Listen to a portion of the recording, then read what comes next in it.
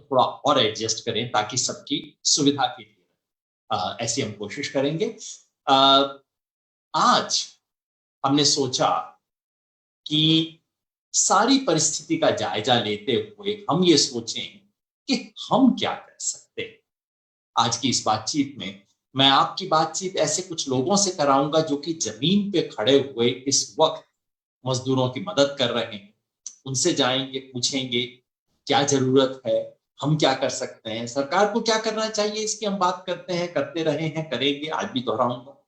लेकिन हम नागरिक के बतौर क्या कर सकते हैं, इसकी बातचीत भी हम करेंगे। लोगों से बात करेंगे जो ग्राउंड पे हैं, और फिर कुछ साथी जो कि बैकग्राउंड में, फोरग्राउंड में नहीं है, बैकग्राउंड में, उनसे भी बात करेंगे, पूछेंगे कि भाई हम क्या कर सकते हैं एक साधारण नागरिक के रूप में। क्योंकि इस वक्त जो क्राइसिस है उसमें हर व्यक्ति को सोचना चाहिए कि भाई मैं क्या कर सकता हूं।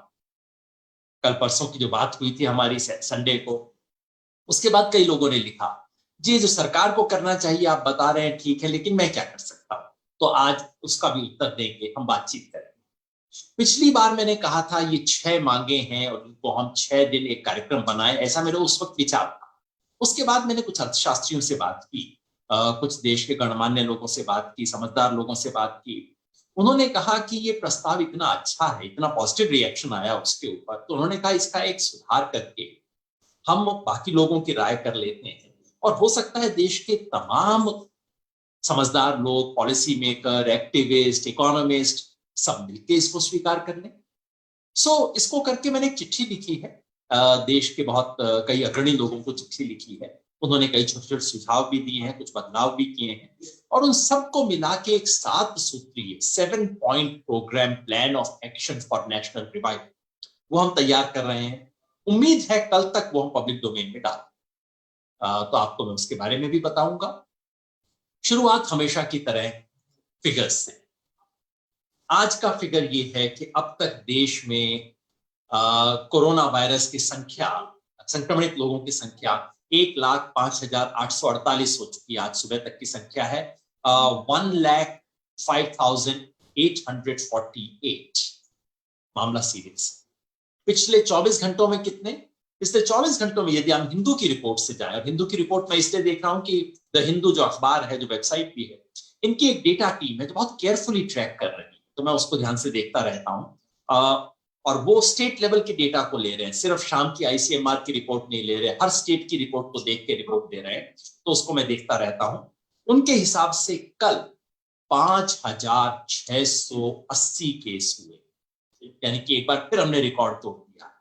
पिछले हफ्ते 10 दिन में हम 4-5 बार अपना ही रिकॉर्ड तोड़ रहे हर रोज, यानी कि मामला अभी चढ़ाई की तरफ है, ग्राफ ऊपर की तरफ जा रहा है। जो फ्लैटनिंग द कर्व की बात हो रही थी, जो ये था कि मामला कंट्रोल में आ जाएगा, कोरोना की चेन तोड़ देंगे, वैसा कुछ न होने वाला था, न हो रहा है।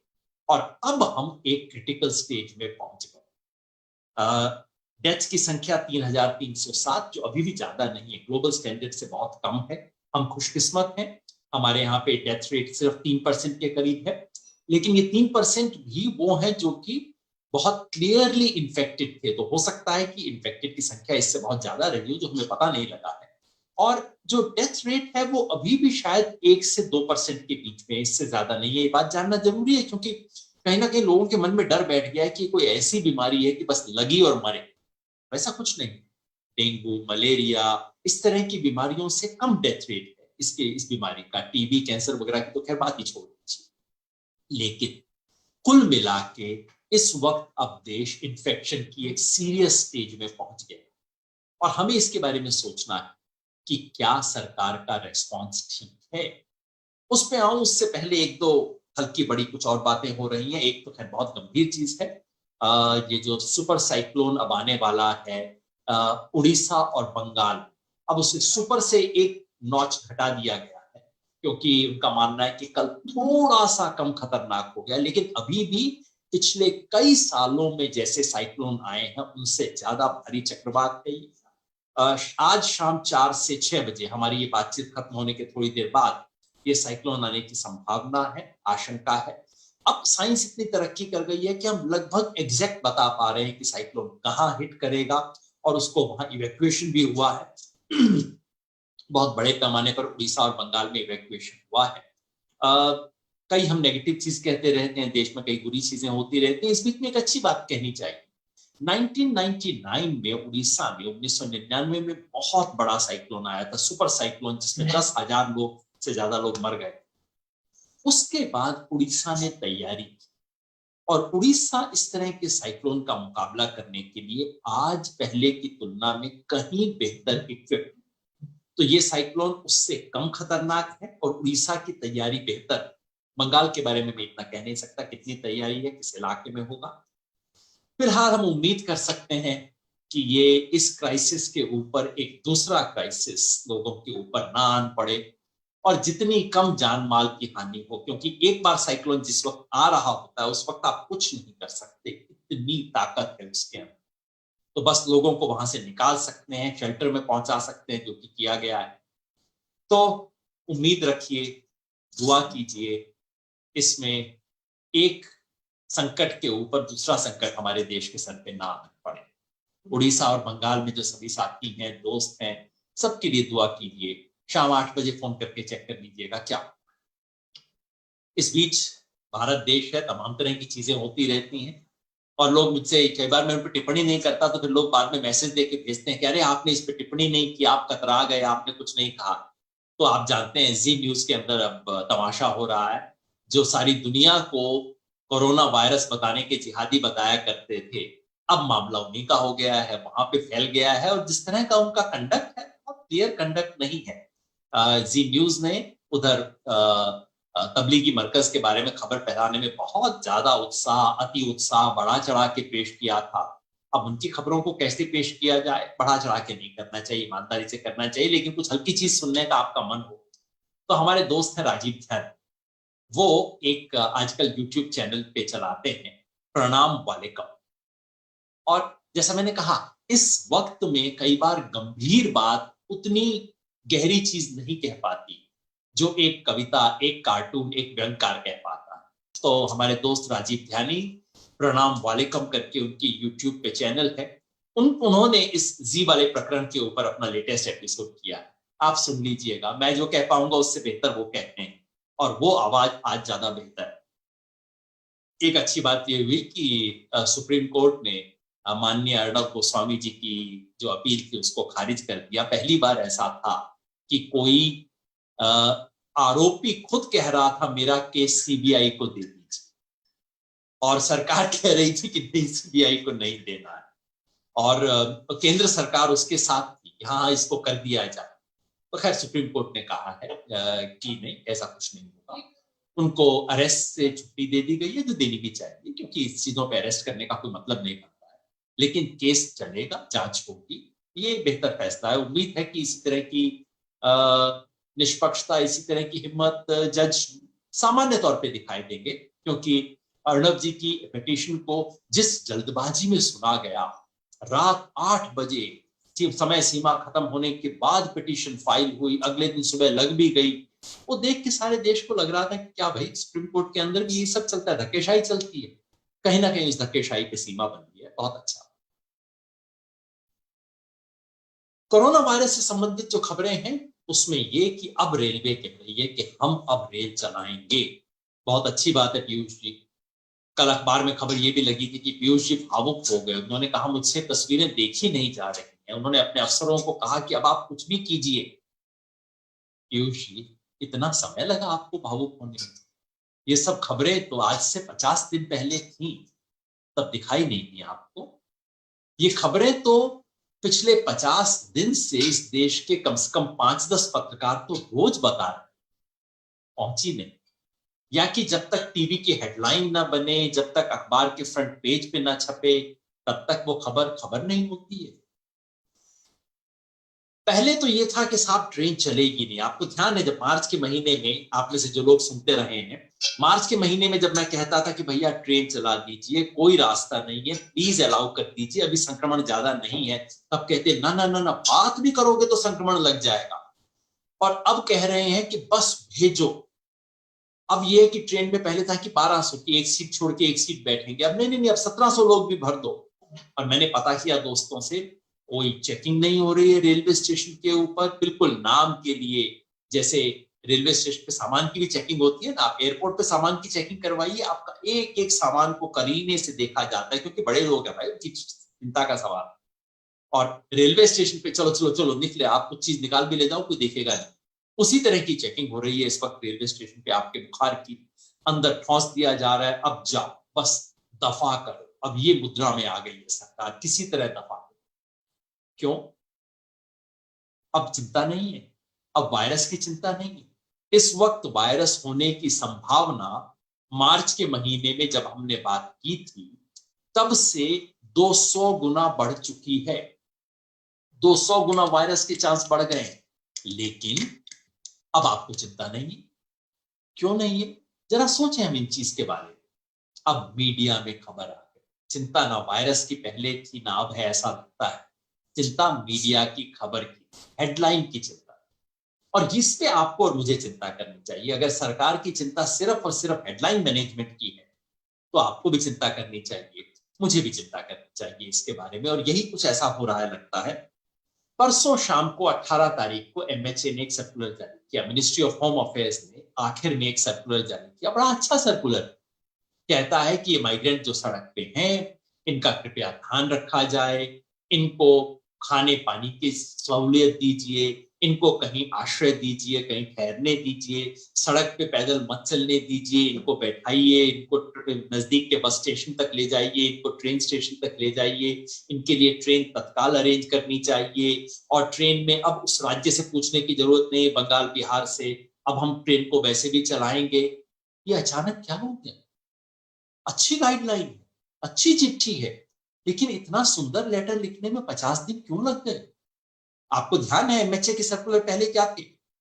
जब गाजियाबाद में 27, 28, 29 मार्च को लोग इकट्ठे हुए थे, जब इतना बड़ा संकट देश के सामने आया था, उस वक्त एमएचए ने क्या सर्कुलर जारी किया था? एमएचए ने तब सर्कुलर जारी किया था, सावधान, इन्हें जाने नहीं देना है, जहां है वहीं रोक लीजिए, सड़क चलने के लिए नहीं बनी है, खबरदार जो कोई इनको लेके जाएगा। और जिसने दिल्ली के अफसरों ने इनके लिए बसेज अरेंज की, उन अफसरों को सस्पेंड कर दिया गया, तुमने ऐसा क्यों काम किया गया? अब आप सोचिए क्या खेल हो रहा। पहले उसी काम के ऊपर सजा दे रहे थे आप, जबकि वायरस का चांस बहुत कम था। आज 200 गुना चांस है। उस वक्त 500 लोग इन्फेक्टेड थे, आज 1 लाख से ज्यादा, 200 गुना से ज्यादा है इस वक्त इन्फेक्शन का चांस। अब आप कह रहे हैं हाँ अब आप इनका ध्यान रखिए, अब ये कीजिए वो कीजिए। क्यों? क्योंकि मीडिया में खबर बन गई है, क्योंकि आपने मैंने सोचना शुरू किया है, बोलना शुरू किया है। आपने देखी होगी वो तस्वीर, बीबीसी ने एक छोटी सी स्टोरी की है उस लड़की की। गुड़गांव से दरभंगा, बिहार, उत्तर बिहार में दरभंगा तक वो 13 साल की लड़की अपने पिताजी को साइकिल के पीछे बैठा के चल रही। क्यों बैठा रही है? क्योंकि पिताजी का एक्सीडेंट हो गया, टांग उनकी टूट गई है, चल सकते नहीं है। 13 साल की लड़की, कोई एथलीट नहीं है पंजाब हरियाणा वाली, साधारण सी गरीब घर की कुपोषित लड़की। 13 साल की लड़की कोई 1400 किलोमीटर साइकिल चला के अपने पिताजी को पीछे बैठा के सामान लेके बिहार तक पहुंची है साइकिल चला। जब मैंने देखी वो, मुझे समझ नहीं आया क्या, मन में एक बड़ा बुरा सा विचार आया। विचार ये आया कि अगली 26 जनवरी को बच्चों को बहादुरी के अवार्ड देते हैं ना, मुझे तो लगता है इस लड़की को खड़ा करके 21 तोप की सलामी इस लड़की को देनी चाहिए, राष्ट्रपति को नहीं। 21 तोप की सलामी इसको दीजिए, और फिर देश के जो बड़ी बड़ी कुर्सी पे जितने भी लोग बैठे हैं ना, सब अपने आप को 21-21 चांटे मारो, तब ईमानदारी होगी इसके साथ। ये स्थिति हो रही है इस वक्त देश के। तमाम तरह से खबर आ रही है, सच्चाई सामने आ रही है, और अब चूंकि तस्वीरें छप रही हैं, चूंकि मैनेज नहीं हो पा रही हेडलाइंस, इसलिए अब कुछ ये दिखावा है। और इसमें भी चक्कर क्या, कांग्रेस कह रही है साहब हम बस देंगे। पार्टी का क्या काम है? बस देना पार्टी का काम नहीं होना चाहिए। वो दिखा रहे हैं, चलिए योगी आदित्यनाथ को हम छोटा दिखाएंगे। योगी आदित्यनाथ की सरकार क्या कर रही है? चाहती तो उत्तर प्रदेश सरकार ये कहती कि ये देखिए हमने, आप क्या 1000 बस देंगे, हमने 10,000 बस खड़ी कर दी। अब हम करेंगे ना, ये नहीं किया। वो क्या कर रहे हैं, सरकार बैठ के कांग्रेस की बसों की जांच कर रही है। अरे इनमें से इतनी बसों का तो लाइसेंस ठीक नहीं है, इतनी बस को तो एनवायरमेंटल क्लियरेंस नहीं है, इतनी बस का तो ये डिफेक्ट है। आपको टाइम है ये सब करने का? इस संकट में, इस संकट में भी इनको फुर्सत नहीं है एक दूसरे की टांग खींचने से। इस संकट में भी ये नहीं हो रहा कि चलो अब सब कुछ छोड़ो, चलो कांग्रेस दे रही है 1000 बस, चलो यार तुम भी ले आओ, तुम्हारी बस भी इस्तेमाल कर लेंगे, सब कुछ कर लेंगे, अब करो।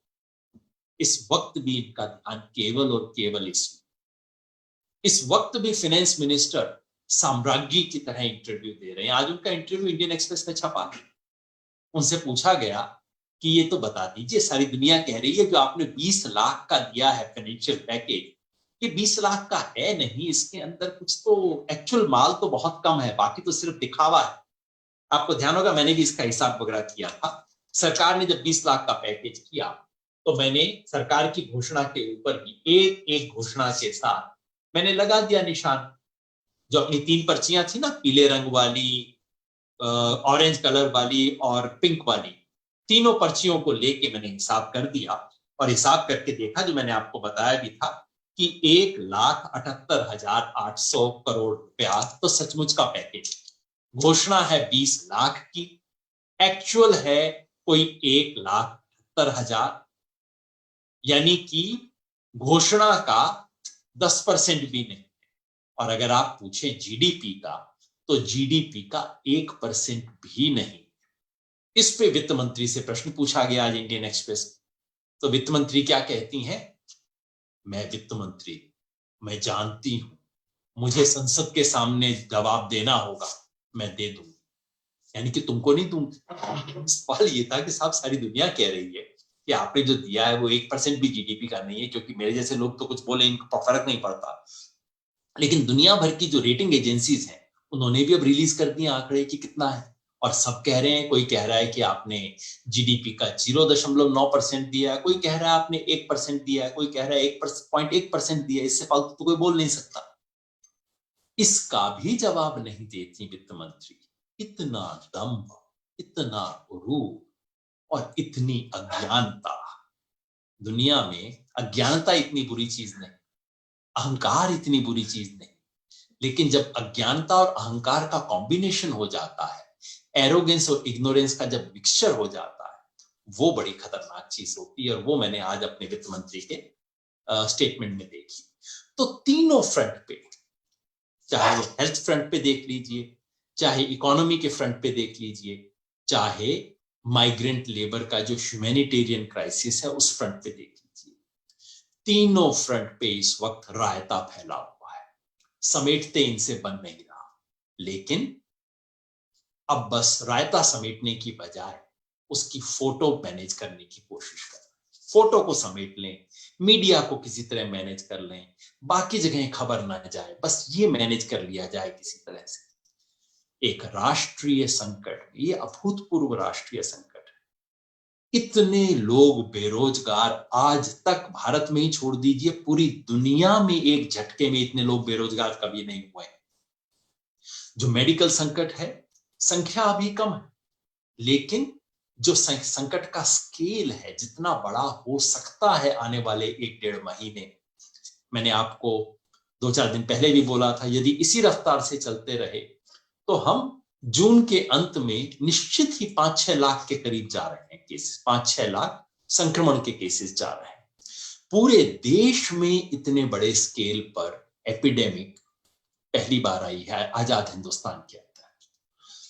पहली बार इकोनॉमी के रिसेशन का इतना बड़ा खतरा है।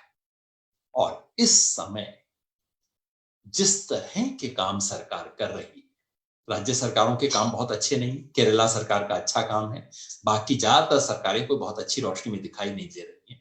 बीच में दिल्ली सरकार ने प्रोपेगेंडा काफी किया था, अब दिल्ली सरकार की हकीकत भी खुलनी शुरू हुई है कि डेथ की संख्या को छुपा रहे थे। तमाम जगह से मैं पूछता हूँ खाने का क्या हुआ, कहते साहब खाना तो सरकार ने बंद कर दिया है। स्कूलों के ऊपर नोटिस लगा दिया है कि नहीं नहीं अभी नहीं, बाद में आइए। वेबसाइट पे नोटिस लगा दिया है कि अभी हमारे पास राशन कार्ड बनाने की स्थिति नहीं है, अभी आप अप्लाई मत कीजिए। सब तरफ बुरी स्थिति। लेकिन जिसकी सबसे पहली जिम्मेवारी बनती है केंद्र सरकार, वित्त मंत्री, स्वास्थ्य मंत्री, लेबर मिनिस्टर कौन है, नाम भी सुना है आपने? पिछले 50 दिन में इस लेबर मिनिस्टर जी ने खड़ा होकर 2 शब्द बोले हैं उन मजदूरों के लिए। पूरे देश के मजदूर सड़क पे हैं, देश को पता नहीं लेबर मिनिस्टर कौन है। स्वास्थ्य मंत्री बीच बीच में दिखाई देते हैं। आज खबर आ गई है कि उनको WHO के अंदर कोई पोजीशन मिल गई। मैं जो अति उत्साहित लोग हैं उनको जरा बता दूं, WHO के अंदर जब पोजीशंस मिला करती हैं वो किसी व्यक्ति के गुण दोष देख के नहीं दिए जाते हैं, ना ही किसी देश की पॉलिसी की सफलता विफलता देख के दिए जाते हैं। ये कुर्सी होती है, जो कुर्सी एक खास नियम के तहत तमाम देशों को दी जाती है। इसके बारे में ना तो आप ज्यादा निराश हो ना ज्यादा उत्साहित हो। और इसका डॉक्टर हर्षवर्धन जो बड़े भले आदमी हैं, उनकी भलाई से इसका कोई ताल्लुक नहीं है, उनकी डॉक्टरी से इसका कोई ताल्लुक नहीं है, उनके स्वास्थ्य मिनिस्टर के रिकॉर्ड के रूप में इसका कोई ताल्लुक नहीं है। बिल्कुल अलग तरह की खबरें। इस संकट के बीच इस देश के गृह मंत्री क्या कर रहे हैं, वित्त मंत्री क्या बोल रही हैं वो तो पता है, क्या कर रही हैं पता नहीं, हेल्थ मिनिस्टर क्या कर रहे हैं समझ नहीं आता, मीडिया का सामना तो नहीं करते हैं, और लेबर मिनिस्टर हैं कौन ये नहीं जानते हैं। बाकी तमाम देशों में, अमेरिका में बहुत बुरी तरह मैनेजमेंट हुआ है, लेकिन अमेरिका का राष्ट्रपति रोज आके मीडिया के सवाल का जवाब तो देता है, और वहां के साधारण पत्रकार खड़े होके यूं उंगली उठा के उनसे सवाल पूछ लेते हैं। ब्रिटेन के प्रधानमंत्री अब ठीक हो गए हैं दोबारा, अब वो जवाब दे रहे हैं। इस देश में कोई मंत्री भी नहीं आता जवाब देने के लिए। फाइनेंस मिनिस्ट्री का एक जूनियर ऑफिसर ब्रीफिंग करता है, और वहां भी नियम है कि सवाल सिर्फ दूरदर्शन और ANI के लोग पूछेंगे, बाकी लोग सवाल नहीं पूछ सकते हैं। ये स्थिति है इस वक्त। पिछली बार मैंने इससे निपटने के लिए 6 बिंदु बताए थे। 6 बिंदु आपको याद होंगे, मैं दोहरा दूं उसके बारे में कि क्या देश को करना चाहिए। उसके बाद हम आज के विषय पे आएंगे कि क्या हमें करना चाहिए, हम क्या कर सकते हैं। जो 6 बातें मैंने कही थी, सबसे पहले ये कि जो मजदूर हैं उन्हें 7-10 दिन, मैंने 7 कहा, दूसरे समझदार लोगों ने कहा ना भाई 10 दिन कम से कम दे देने चाहिए। 8-10 दिन के अंदर अंदर उनको गांव भिजवाने की व्यवस्था की जाए। केंद्र सरकार ट्रेनों की जिम्मेवारी ले, फ्री चलाए। एक बार ट्रेन से पहुंच गए, उसके बाद उन्हें गांव तक पहुंचाने की जिम्मेवारी राज्य सरकार ले। ये काम जरूरत हो तो फौज की मदद से किया जाए, प्राइवेट व्हीकल्स को सरकारें ले। ये काम 8-10 दिन में खत्म करें, नंबर 1।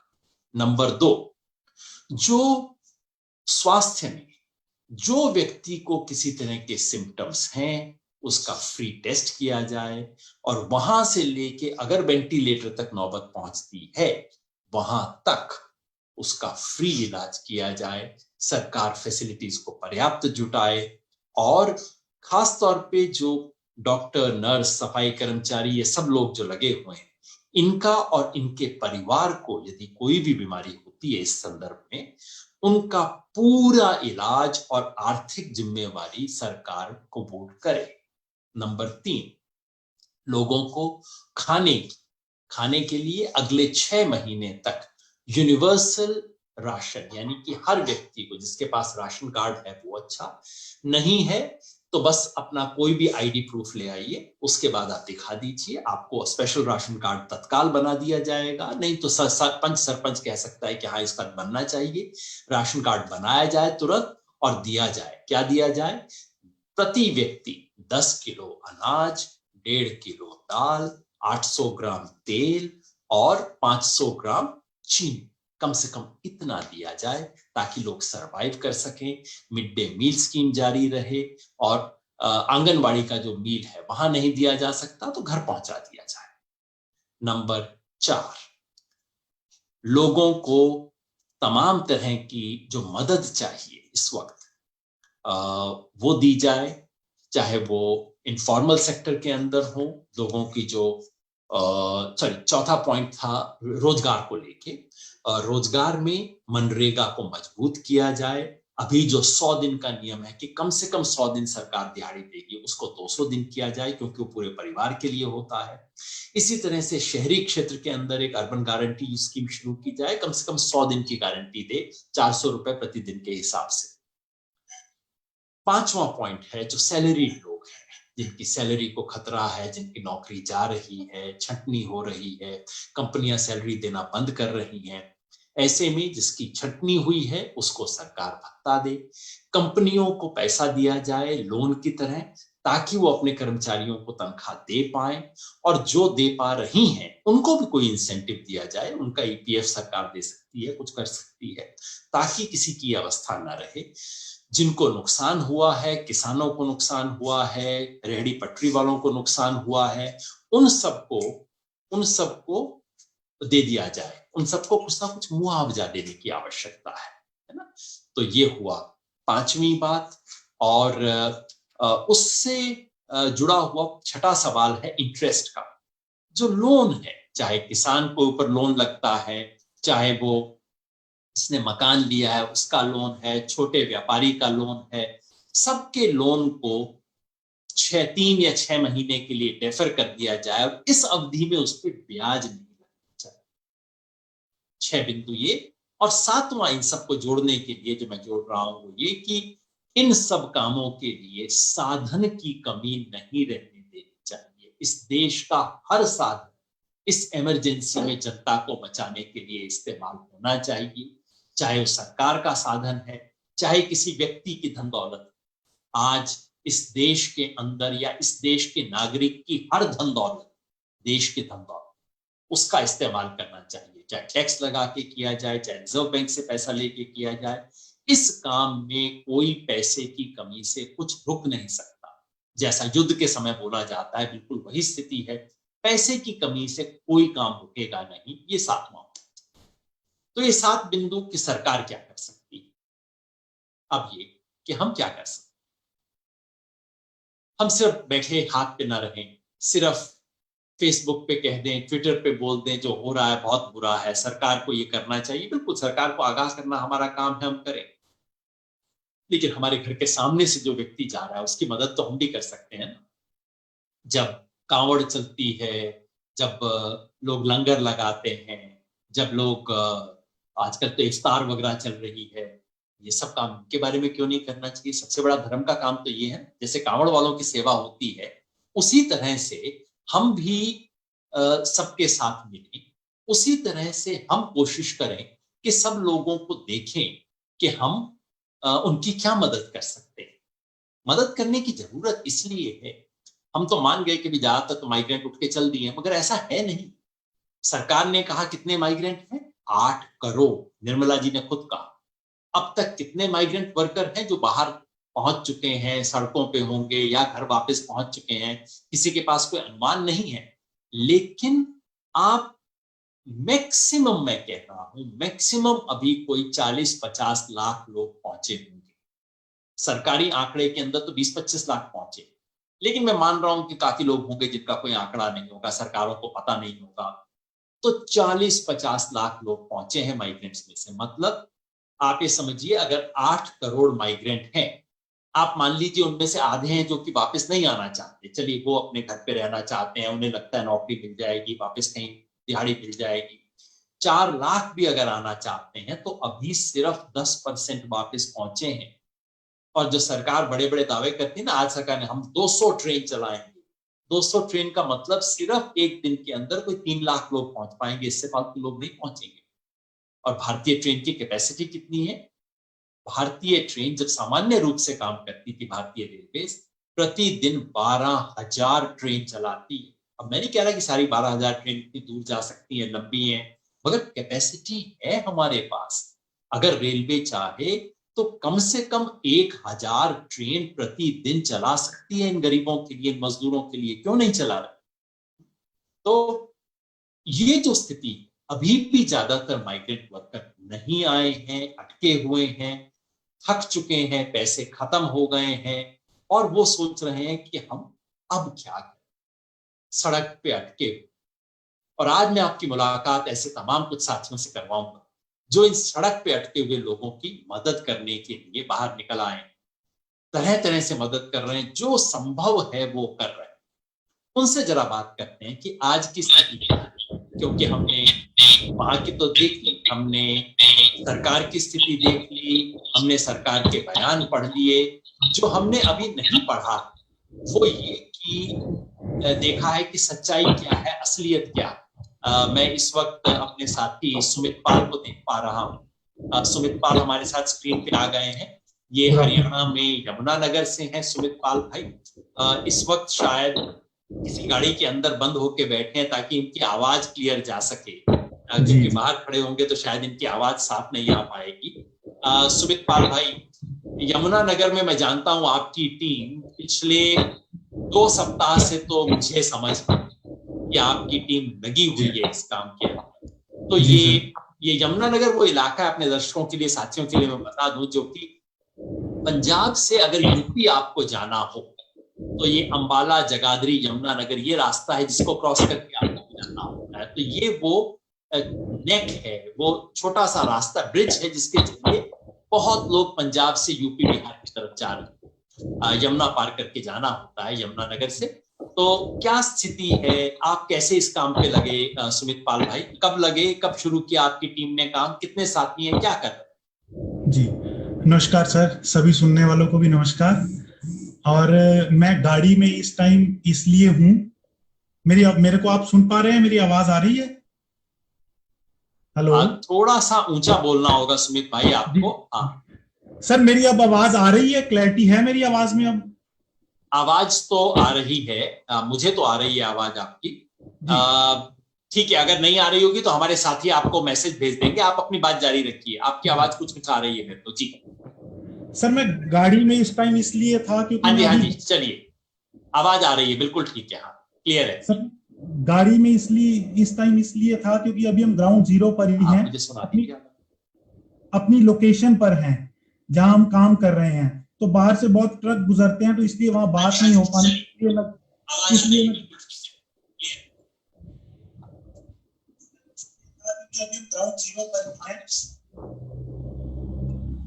जी सर, मैं अपनी बात कर सकता हूं अब? मेरी आवाज आ रही है?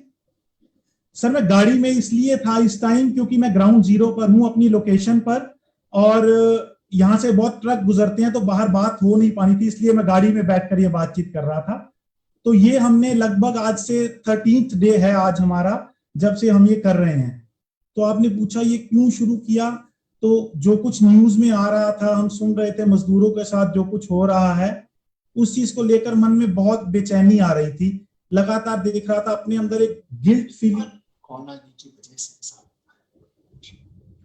अपने अंदर एक गिल्ट फीलिंग आ रही थी कि मतलब इस हालत में हम घर कैसे बैठ सकते हैं। हम बहुत ज्यादा कुछ नहीं कर सकते, लेकिन फिर भी जितना छोटा मोटा हमारे हिस्से का काम है, हम सरकार का जो काम है वो नहीं कर सकते, लेकिन छोटा काम जो हमारे हिस्से आता है वो हमें जरूर करना चाहिए। तो इसलिए लगभग 13 दिन पहले से हमने ये शुरू किया, और अब हम सुबह 6 बजे से लेकर रात 8 बजे तक हमारी टीम लगातार काम कर रही है। सुबह 6 से लेकर रात 8 बजे तक हमारी टीम लगातार काम कर रही है जी। सुमित भाई, इस सब के दौरान अगर, क्योंकि आपकी टीम ने शानदार काम किया है, मैं रिपोर्ट सुनता रहा हूं, संजीव वालिया जी भी लगे होंगे, और आपके हर भले काम के अंदर बलबीर सिंह जी का आशीर्वाद तो रहता ही है। तो वो सब टीम आपकी लगी रही होगी, मैं अनुमान कर सकता हूँ। मुझे थोड़ी टेक्निकल प्रॉब्लम थी आपकी पूरी बात सुनने में, लेकिन हमारे दर्शकों को सुन रही है आपकी बात, तो कोई प्रॉब्लम नहीं है। प्रॉब्लम सिर्फ मेरे एंड पे है, आप अपनी बात बताएं। लेकिन मैं पूछना चाह रहा था, कोई एक किस्सा, कोई कहानी, कोई एक चीज जो आपको महसूस हुई हो कि हाँ, जो आपको याद रह गई हो, जो आप शेयर करना चाहते हो अपने सब साथियों के साथ जो आपकी बात सुन रहे हैं? सर, ऐसे पिछले 13 दिन में ऐसे बहुत से इंसिडेंट्स हुए हैं, लेकिन एक इंसिडेंट जो मेरे मन को बहुत छू गया वो ये था कि हमने देखा कि एक आदमी जिसके पैरों में चप्पल नहीं थी, और उसने एक रिक्शा बना रखा था, उसका ठेला था, पीछे ठेला टाइप रिक्शा बना रखा था, और उसमें अपने घर का सारा सामान लाद रखा था। उसकी जो पत्नी थी, उसकी एक टांग टूटी हुई थी, उस पर प्लास्टर था, साथ में एक छोटा बच्चा था जो अधनंगा था, जिसके आधे तन पर कपड़े नहीं थे, और वो उनको नंगल डैम पंजाब से उनका हरदोई तक का सफर था, यूपी में हरदोई तक का, और वो उनको नंगल डैम पंजाब से उस ठेले के ऊपर सामान के साथ, बच्चे के साथ, औरत के साथ घसीटता हुआ ला रहा था। तो ये इंसिडेंस देखकर बहुत मन को हुआ। जब हमने उन्हें यहाँ खाने को दिया तो मैंने उनकी एक पिक्चर कैप्चर की कि कैसे वो माँ अपने बच्चे को उस ठेले के ऊपर बैठकर, जैसे एक साधारण माँ होती है, बहुत प्यार से उसको खाना खिला रही थी। तो वो पिक्चर मैंने कैप्चर की और मैंने दिखाई लोगों को, अपने सोशल मीडिया पे अपलोड की, और किस तरह से उसको खाना खिला रही थी। बहुत टचिंग टचिंग वो था। मुझे ध्यान है, वो तस्वीर मैंने भी देखी थी और उसके बारे में आपने बताया था, कई समय मुझे महसूस होता रहा। एक आखिरी बात सुमित भाई, ये बताइए, क्योंकि सरकार कह रही है कि नहीं, प्रॉब्लम कल परसों तक थी, आज प्रॉब्लम खत्म हो गई है, अब सब कुछ स्मूथ हो गया है, अब लोग जा रहे हैं, अब कोई रोक नहीं रहा, कोई प्रॉब्लम नहीं है।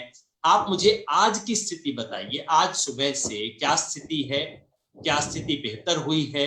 मैंने कल रात का एक वीडियो आपका यमुनानगर से भेजा हुआ देखा, उससे मुझे लगा कि नहीं, हालात तो वैसे ही हैं, लेकिन आज स्थिति क्या है थोड़ा बताइए, क्योंकि आप बिल्कुल लेटेस्ट बता रहे हैं इस वक्त। सर, स्थिति ये है कि पहले जैसे जो लेबर थी वो सड़क पर थी, अब सरकार ने कुछ डिटेंशन सेंटर्स बना दिए हैं, जिन डिटेंशन सेंटर्स में उनको रखा जा रहा है, लेकिन वहां से भी उनकी मूवमेंट बहुत स्लो है।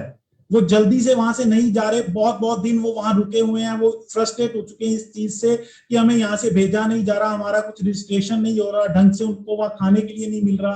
तो लगभग स्थिति ये है कि सड़कों से तो कुछ मजदूर कम हो गए हैं, लेकिन अब उन्हें डिटेंशन, जो उन्होंने सेंटर्स यहाँ बनाए हैं ना, जहां उनको रखा जा रहा है ताकि आपको यहाँ से भेजेंगे यूपी या बिहार, अब वो वहां कैद होकर रह गए हैं, फ्रस्ट्रेटेड हैं, वहां नंबर नहीं आ रहा, कितने दिनों से वहां पड़े हुए हैं, खाने पीने की व्यवस्था इतनी अच्छी नहीं है। और एक चीज ऐसा हो रहा है, मुझे जो लग रहा है कि शायद प्रशासन ये जानबूझकर कर रहा है। हमारे इलाके में नजदीक में लगभग 5-6 सेंटर्स ऐसे बनाए गए हैं जहां उनको रखा गया है कि आपको भेजा जाएगा, और बार बार ये सुनने को मिल रहा है कि एक सेंटर में जाते हैं तो वो कहते हैं दूसरे सेंटर में चले जाओ, दूसरे सेंटर में जाते हैं तो वो कहते हैं तीसरे सेंटर में चले जाओ।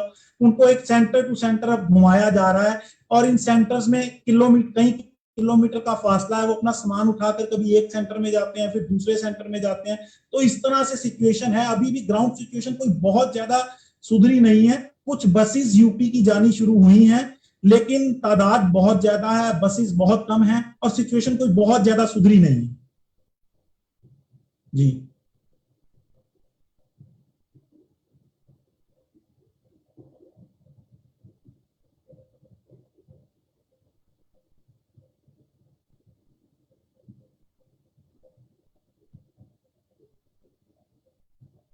जी, तो लगभग सिचुएशन अभी तक ये है।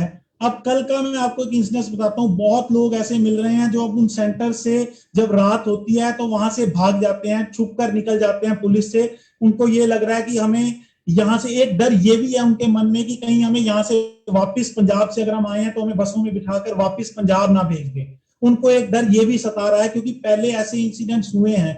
जो मजदूर यहाँ से बॉर्डर यूपी का टपकर मुरादाबाद तक पहुंच गए, उनको वहां से, मुरादाबाद से वापस बसों पर लाद कर हरियाणा बॉर्डर में छोड़ दिया गया।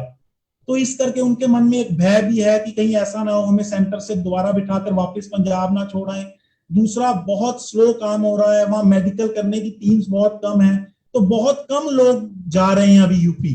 तो इस करके वहां से लोग फ्रस्ट्रेटेड हो रहे हैं, छुप कर निकल रहे हैं, और कुछ लोगों को सरकार भेज भी रही है। और इसमें एक सरकार का जो डुअल चेहरा नजर आया ना, वो ये था कि जब ये बसों पर उनको यूपी भेजते हैं ना, तो सोशल डिस्टेंसिंग का ख्याल रखा जा रहा है। उनको एक सीट छोड़कर, जैसे 60 सीट, अगर मान लीजिए 60 सीटर बस है तो उसमें सिर्फ 30 लोगों को बिठाया जा रहा है। लेकिन जो सेंटर्स हैं उसमें इतना बुरा हाल है कि छोटे छोटे सेंटर में 1000 लोग पड़े। मतलब लोगों को दिखाने के लिए तो सोशल डिस्टेंसिंग बस में की जा रही है, जहां, क्योंकि बस ने सड़क से गुजरना है, सभी लोग देखेंगे। लेकिन सेंटर्स जहां हजारों लोग पड़े हैं, वहां संक्रमण फैलने का खतरा बहुत ज्यादा है, वहां सोशल डिस्टेंसिंग नाम की कोई चीज नहीं। तो लगभग बहुत थोड़े हालात सुधरे हैं, कुछ लोग जाने लगे हैं, लेकिन मोटे तौर पर हालात नहीं सुधरे हैं, वैसे ही। जी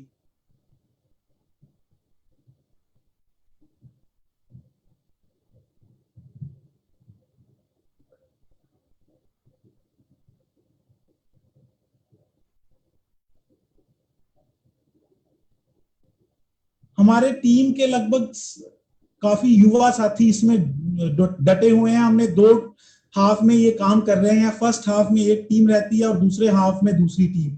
और लगभग हमने मजदूरों की जरूरतों की सभी चीजें यहाँ रख रखी हैं, चप्पलें, डिहाइड्रेशन हो जाए तो ORX घोल, ड्रिंक्स, खाने पीने का सामान, दवाइयां, लगभग हर चीज हमने यहाँ रखी हुई है ताकि हम इस कठिन समय में जितना उनका सहयोग कर सकें वो करें। ये हमारी टीम की कोशिश है।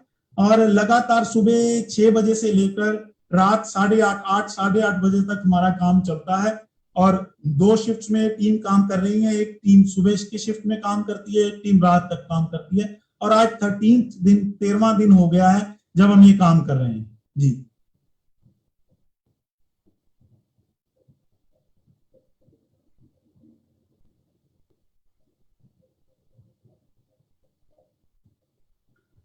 और अगर आप ग्राउंड पर देखें तो मजदूरों की हालत बहुत दयनीय है। लेकिन इस सब जो इतना नकारात्मक हो रहा है ना, इसमें कुछ पॉजिटिव चीजें भी जो मैंने नोटिस की हैं पिछले 13 दिन में वो हुई हैं। उनमें मैं 1-2 चीजें आपको बताना चाहूंगा कि जितने भी मजदूर पंजाब से आ रहे हैं, वो चाहे अमृतसर से हो, लुधियाना से हो, जलंधर से हो, यहाँ तक आते आते मैंने रिपीटेडली हर एक लगभग बहुत मजदूरों से ये पूछा है कि आपको रास्ते में खाने पीने की कोई कमी तो नहीं हुई। तो सभी ने एक सुर में ये बात बोली है कि हमें यहाँ तक आते हुए किसी तरह की खाने पीने की कोई कमी नहीं हुई है। बहुत लोग ऐसे हैं, बहुत संस्थाएं ऐसी हैं जो काम कर रही हैं। सरकार की तरफ से कोई मदद की उन्होंने कोई बात नहीं की है, लेकिन जो नॉर्मल संस्थाएं हैं, सोशल वर्किंग टीम्स हैं, वो उनके खाने पीने का अरेंजमेंट कर रही हैं। तो ये एक पॉजिटिव चीज इस सब में से निकल कर आई है कि इतनी आपदा के समय भी मजदूरों को खाना मिल रहा है। ये एक चीज इसमें से पॉजिटिव निकल कर आई जी।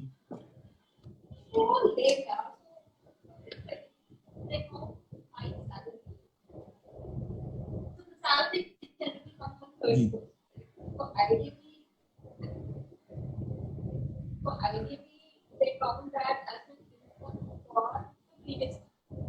हेलो महेंद्र भाई, आप मुझे सुन सकते हैं? जी जी अपने बारे में कुछ बताइए। जी जी मैं यहाँ मुंबई में हूँ। मुंबई मैं एक्चुअली यूपी में था और मुंबई किसी काम से आया था, तो लेकिन फिर लॉकडाउन के कारण यहीं फंस गया। फिलहाल मैंने अपना सारा समय मुंबई में बिताया है। ये जो माइग्रेंट क्राइसिस चल रही है, मैं भी एक माइग्रेंट हूँ, मेरे पिताजी भी माइग्रेंट थे। हम ओरिजिनली उत्तर प्रदेश से आते हैं, तो उनकी सारी चीजें मैं समझता हूँ, वो कैसे सोसाइटी सेटअप कैसे होता है, उनकी आर्थिक और सामाजिक स्थिति।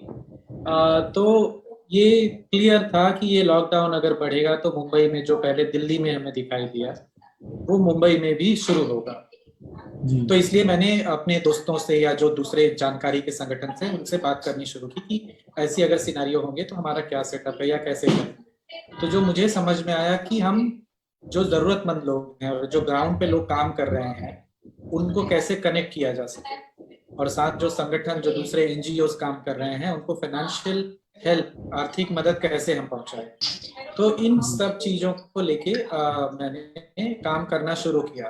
तो जैसे जैसे हमारे पास जिन जिन जगहों से लोगों की रिक्वायरमेंट्स आने लगी, उस हिसाब से वहाँ उस क्षेत्र में कौन से संगठन काम कर रहे हैं उन तक ये जानकारी पहुंचाई गई, रिक्वायरमेंट बताई गई, और साथ में वो सामान प्रोक्योर करने के लिए कम जितनी राशि हो सके उतनी मैंने अपने दोस्तों से या दूसरे जान पहचान के लोगों से अनुदान के रूप में एनजीओ तक पहुंचाया। काफी एनजीओ इसमें है, समर्पण ऑर्गेनाइजेशन है, परमारथ सेवा समिति, उस तरह का काफी अलग तरह के लोगों ने इसमें भाग लिया।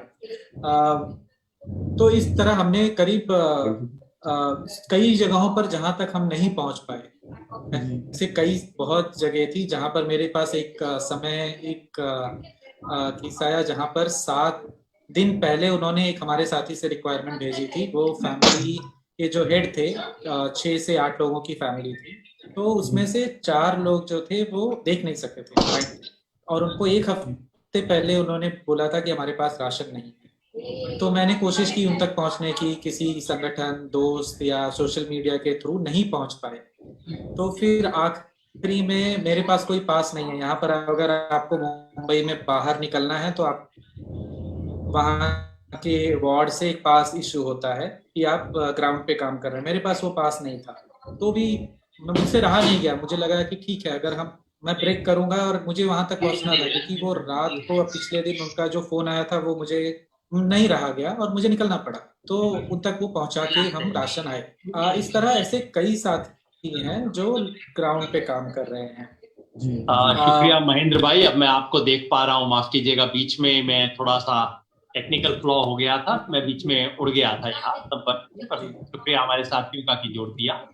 तो सुमित भाई से बात सुनी मैंने, महेंद्र माली भाई से बात सुनी, उधर मैं हमारे साथी राजेश अक्की जी को देख सकता हूँ जो बेंगलोर में बैठे हैं।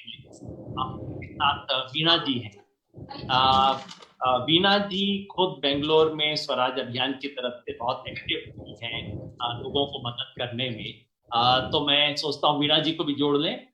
वीणा जी का भी एक अनुभव पूछें, जो माइग्रेंट वर्कर्स हैं उनको मदद करने में आपको क्या अनुभव हुआ, कोई एक किस्सा बताना चाहेंगी, आप क्यों जुड़ी इसके अंदर?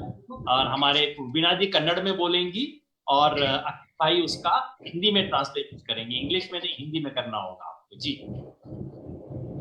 वीणा जी। ನಾನು ಕರ್ನಾಟಕ ಬ್ಯಾಂಗ್ಳೂರ್ನಲ್ಲಿ ಇದ್ದೀನಿ. ಇಲ್ಲಿ ನಮ್ಮ ಏರಿಯಾ ಬಂದು ಓಕ್ಲಿಪುರಂ ವಾರ್ಡ್ ಅಂತ ಇರೋದು, ಬಿಬಿಎಂಪಿ ವಾರ್ಡ್ ಬಂದು ಓಕ್ಲಿಪುರಂ. ಈ ಓಕ್ಲಿಪುರಂ ವಾರ್ಡ್ ಅಲ್ಲಿ ತುಂಬಾ ಯಾರು ಸ್ಲಮ್ ಜನನೇ ಜಾಸ್ತಿ ಇರೋದು, ಅಂದ್ರೆ daily wages workers, construction workers, domestic workers, ಮತ್ತೆ ಕೂಲಿ ಕಾರ್ಮಿಕರು ಇವರೆಲ್ಲ ಇದ್ದಾರೆ. ಅದ್ರ ಜೊತೆಲಿ ಮೈಗ್ರೆಂಟ್ ಕೂಡ ಇದ್ದಾರೆ. ಈ ಮೈಗ್ರೆಂಟ್ ಅವರು ಸುಮಾರು ಯುಪಿ, ಎಂಪಿ, ಬಿಹಾರಿ, ಒಡಿಶಾ, ಜಾರ್ಖಂಡ್, ಅಸ್ಸಾಂ, ನೇಪಾಳ್ ಮತ್ತೆ ಬನಾರಸ್ ಈ ಕಡೆ ಇಲ್ಲಿರೋ ಜನ ಎಲ್ಲ ಬಂದಿದ್ದಾರೆ. ಇವರು ಕಾಂಟ್ರಾಕ್ಟ್ ಬೇಸ್ ಮೇಲೆ ಕೆಲ್ಸಕ್ಕೆ ಬಂದಿದ್ದಾರೆ ಬೆಂಗಳೂರಿನಲ್ಲಿ. ನಾನು ಇವ್ರನ್ನ ಮೀಟ್ ಮಾಡಿದಾಗ ಇವ್ರ ಸಮಸ್ಯೆಗಳು ಕೇಳಿದಾಗ ಇವ್ರ ಸ್ಟೇಟ್ ಅಲ್ಲ ಇದು, ಇವ್ರ ಸರ್ಕಾರನೂ ಇಲ್ಲ, ಇವ್ರಿಗೆ ರೇಷನ್ ಕಾರ್ಡು ಇಲ್ಲ, ಕಾಂಟ್ರಾಕ್ಟ್ ಬೇಸ್ ಮೇಲೆ ಯಾರು ಕರ್ಕೊಂಡು ಬಂದಿದ್ದಾರೆ ಅವರು ಮೇಂಟೆನೆನ್ಸ್ ಮಾಡಕ್ಕೆ ತುಂಬಾ ಕಷ್ಟ ಆಗ್ತಾ ಇದೆ, ನಮ್ಗೆ ರೇಷನ್ ಬೇಕು, ಫುಡ್ ಬೇಕು ಅಂತ ಕೇಳಿದಾಗ ನಾನು ಅದ್ರ ಬಗ್ಗೆ ಕೆಲಸ ಮಾಡಕ್ಕೆ स्टार्ट ಮಾಡಿದೆ. राजेश भाई जरा बताएंगे। हाँ, अनुवाद कर लेता हूँ, मुझे लगता है कि थोड़ा बहुत समझ में आ ही गया होगा मेरा। इला का मुझे भी समझ आने लगा, इला का मतलब है नहीं है, राशन कार्ड नहीं है। राशन कार्ड नहीं है, तो कुछ पिछले कई दिनों से इन्होंने शुरू कर दिया है काम, और ज्यादातर जो स्लम एरिया है, श्रमिक एरिया है, वहां पे उन्होंने काम शुरू किया है। वहां के मतलब अलग अलग स्टेट से वहां पे लोग आए हुए हैं, मतलब सारे नॉर्थ इंडियन स्टेट। इससे पहले भी उनसे बात कर रहा था, उन्होंने बोला कि जितने नॉर्थ इंडियन स्टेट हैं वहां से हर जगह के लोग वहां पे हैं, और वो प्राइमरली कॉन्ट्रैक्ट बेसिस पे काम करते हैं। कुछ काम होता है तो कॉन्ट्रैक्टर उनको बुला लेते हैं और काम कराने लगते हैं। तो उनको जो दिक्कत हो रही है उनको देखे वो कंटिन्यूअसली उनका एक टीम बना के सुबह से शाम ये काम कर रही है, और कॉन्ट्रैक्ट बेसिस पे है जितने लोग हैं ज्यादातर। जी जी जी। अच्छा मुझे ये बताइए, बेंगलोर में ये जो वर्कर हैं, आपने बताया बिहार के हैं, यूपी के हैं, इनमें इन्हें इस वक्त क्या रिक्वायरमेंट है, इनका टॉप रिक्वायरमेंट क्या है, ताकि हमारे देश भर के साथियों को पता लग सके कि इस वक्त क्या जरूरत है। ಈಗ ಪರಿಸ್ಥಿತಿ ಏನಿದೆ, ಈಗ 2 ತಿಂಗಳಾಗಿದೆ, 2 ತಿಂಗಳಿಂದ ಯಾರು ಅವ್ರಿಗೆ ಸರಿಯಾಗಿ ಸಪೋರ್ಟ್ ಮಾಡ್ತಾ ಇಲ್ಲ. ಅದು ರೇಷನ್ ಆಗ್ಬೋದು, ಫುಡ್ ಆಗ್ಬೋದು, ಸರ್ಕಾರದಿಂದ ಯಾವುದೇ ಫೆಸಿಲಿಟಿ ಸಿಗ್ತಾ ಇಲ್ಲ. ಮತ್ತೆ ಕಾಂಟ್ರಾಕ್ಟ್ ಬೇಸ್ ಮೇಲೆ ಯಾರು ಬಂದ ಮ್ಯಾನೇಜ್ಮೆಂಟ್ ಅವರು ಸಹ ಕೈ ಬಿಟ್ಟಿದ್ದಾರೆ.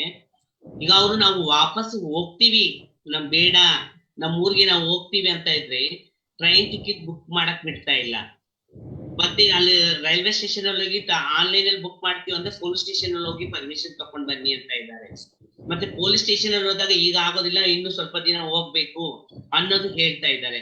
ಅದ್ರಿಂದ ಅವ್ರಿಗೆ ಒಂದು ಯಾವುದೇ ರೀತಿ ಸಪೋರ್ಟ್ ಇಲ್ದೇನೆ ಜನ ತುಂಬಾ ಕಷ್ಟದಲ್ಲಿದ್ದಾರೆ. ನಾವ್ ಇಲ್ಲಿರೋದಿಲ್ಲ, ನಾವು ವಾಪಸ್ ನಮ್ಮೂರ್ಗ್ ಹೋಗ್ತೀವಿ ಅನ್ನೋದು ಬಿಡ್ತಾ ಇಲ್ಲ ಇಲ್ಲಿ. ಅದರಿಂದ ತುಂಬಾ ಕಷ್ಟ ಆಗ್ತಾ ಇದೆ. ಇಲ್ಲ ಟ್ರೈನ್ ಬಿಡ್ಬೇಕು, ಅವ್ರು ಹೋಗೋಕೆ ವಾಪಸ್ ಬಿಡ್ಬೇಕಾಗುತ್ತೆ ಅವ್ರನ್ನ. ಇಲ್ಲ ಅಂದ್ರೆ ಸರ್ಕಾರದಿಂದ ಅವ್ರಿಗೆ ಏನು ಸೌಲಭ್ಯ ಸಿಗ್ಬೇಕು ಅದೆಲ್ಲ ಕೊಡ್ಬೇಕು. ಅದು ಊಟ ಆಗಿರ್ಲಿ, ರೇಷನ್ ಆಗಿರ್ಲಿ, ಮತ್ತೆ ಇದಕ್ಕೆ ವಸತಿ ಅಂದ್ರೆ ಒಂದು ಮನೆ. ಅವ್ರು ಒಂದೊಂದು ಮನೆಯಲ್ಲಿ ಸುಮಾರು 7-8 ಜನ ವಾಸವಾಗಿದ್ದಾರೆ. ನಿಜವಾಗ್ಲೂ ಹೇಳ್ತೀನಿ, ನಮ್ಮ ಏರಿಯಾದಲ್ಲಿ ಒಕ್ಲಿಪುರ ವಾರ್ಡಲ್ಲಿ ಒಂದು ಚಿಕ್ಕ ಮನೆಯಲ್ಲಿ 32 ಜನ ಇದ್ದಾರೆ. ಅಷ್ಟು ಕತ್ಲಲ್ಲಿ ಇದ್ದಾರೆ. ನಾನು ಗೋಧಿ ಹಿಟ್ಟು ಮತ್ತೆ ಆಲೂಗಡ್ಡೆ ಅವ್ರಿಗೆ ಕೊಡ್ಬೇಕಂತ ಹೋದಾಗ ಒಂದು ಚಿಕ್ಕ ಮನೆಯಿಂದ ಎಲ್ಲ ಆಚೆ ಬರ್ತಾ ಇದ್ದಾರೆ. ಏನಿಷ್ಟು ಜನ अनुवाद कर सकें। हाँ जी।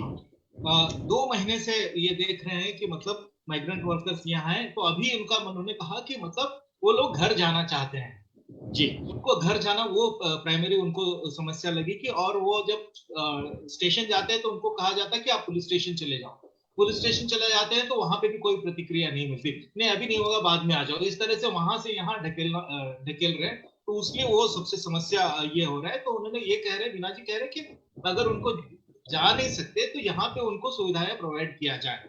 तो उन्होंने एक एग्जाम्पल बताया, बाकी चीजें तो आपको पता है, एक एग्जाम्पल बताया कि एक छोकड़ीपुरम में एक छोटे से घर में वो लोग आटा देने गए थे, तो पता चला कि छोटे से कमरे में 32 लोग रह रहे हैं।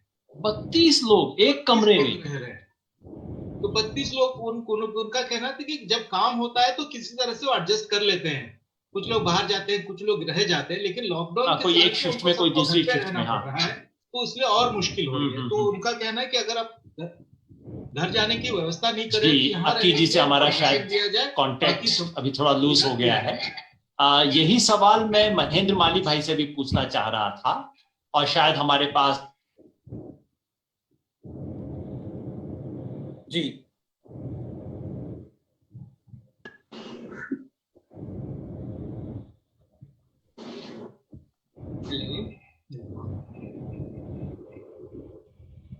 जी सर, आपका सवाल मैं सुन नहीं पाया।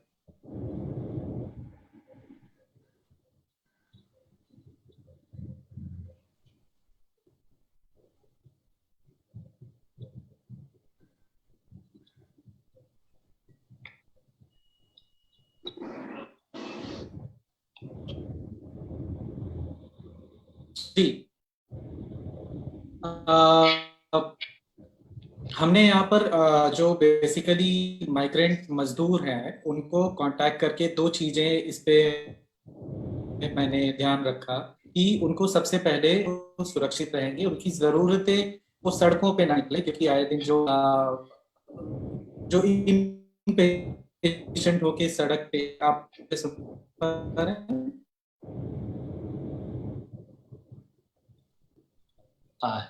जी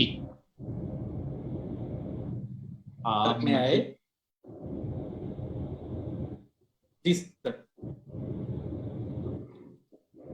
प्लीज हो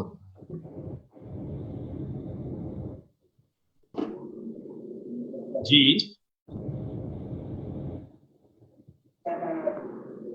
और मुंबई में हमारी एक और साथी हैं, सॉरी आपका मैं नाम नहीं पढ़ पा रहा हूँ यहाँ से, आपसे भी मैं जानना चाहूंगा कि अगर आप बता सकते, हाँ ललिता, ललिता अगर आप भी बताएं कि इस वक्त बॉम्बे में जिन वर्कर्स के साथ मुंबई में आप काम कर रही हैं उनकी क्या रिक्वायरमेंट है, टॉप रिक्वायरमेंट, किस तरह से मदद की जा सकती है उनकी, हाउ कैन वी हेल्प? मेरा नाम ललिता है, thank you for inviting me. मैं म्यूज फाउंडेशन के साथ काम करती हूँ, हम काम थाने में करते हैं, और थाने में हम पिछले 2 महीनों से लोगों को, जो माइग्रेंट वर्कर्स हैं, जो डेली वेज लेबरर्स हैं, उनकी राशन के थ्रू हेल्प करने की कोशिश कर रहे थे। तो बहुत सारे ऐसे ऑर्गेनाइजेशंस हैं जो कुक फूड प्रोवाइड कर रहे हैं, तो हमने ये सोचा कि अगर हम पहुंचा सकते हैं उनको ड्राई राशन, तो हमने ऐसे कुछ 5,500 फैमिलीज को अभी तक हमने रीच आउट किया है, लोगों तक हम पहुंच पाए हैं। So around 19 tons of ration we have provided, पर एज सून एज एक फैमिली को आप क्या क्या देते हैं? एक फैमिली को जब आप पैक देते हैं क्या देते हैं उसमें?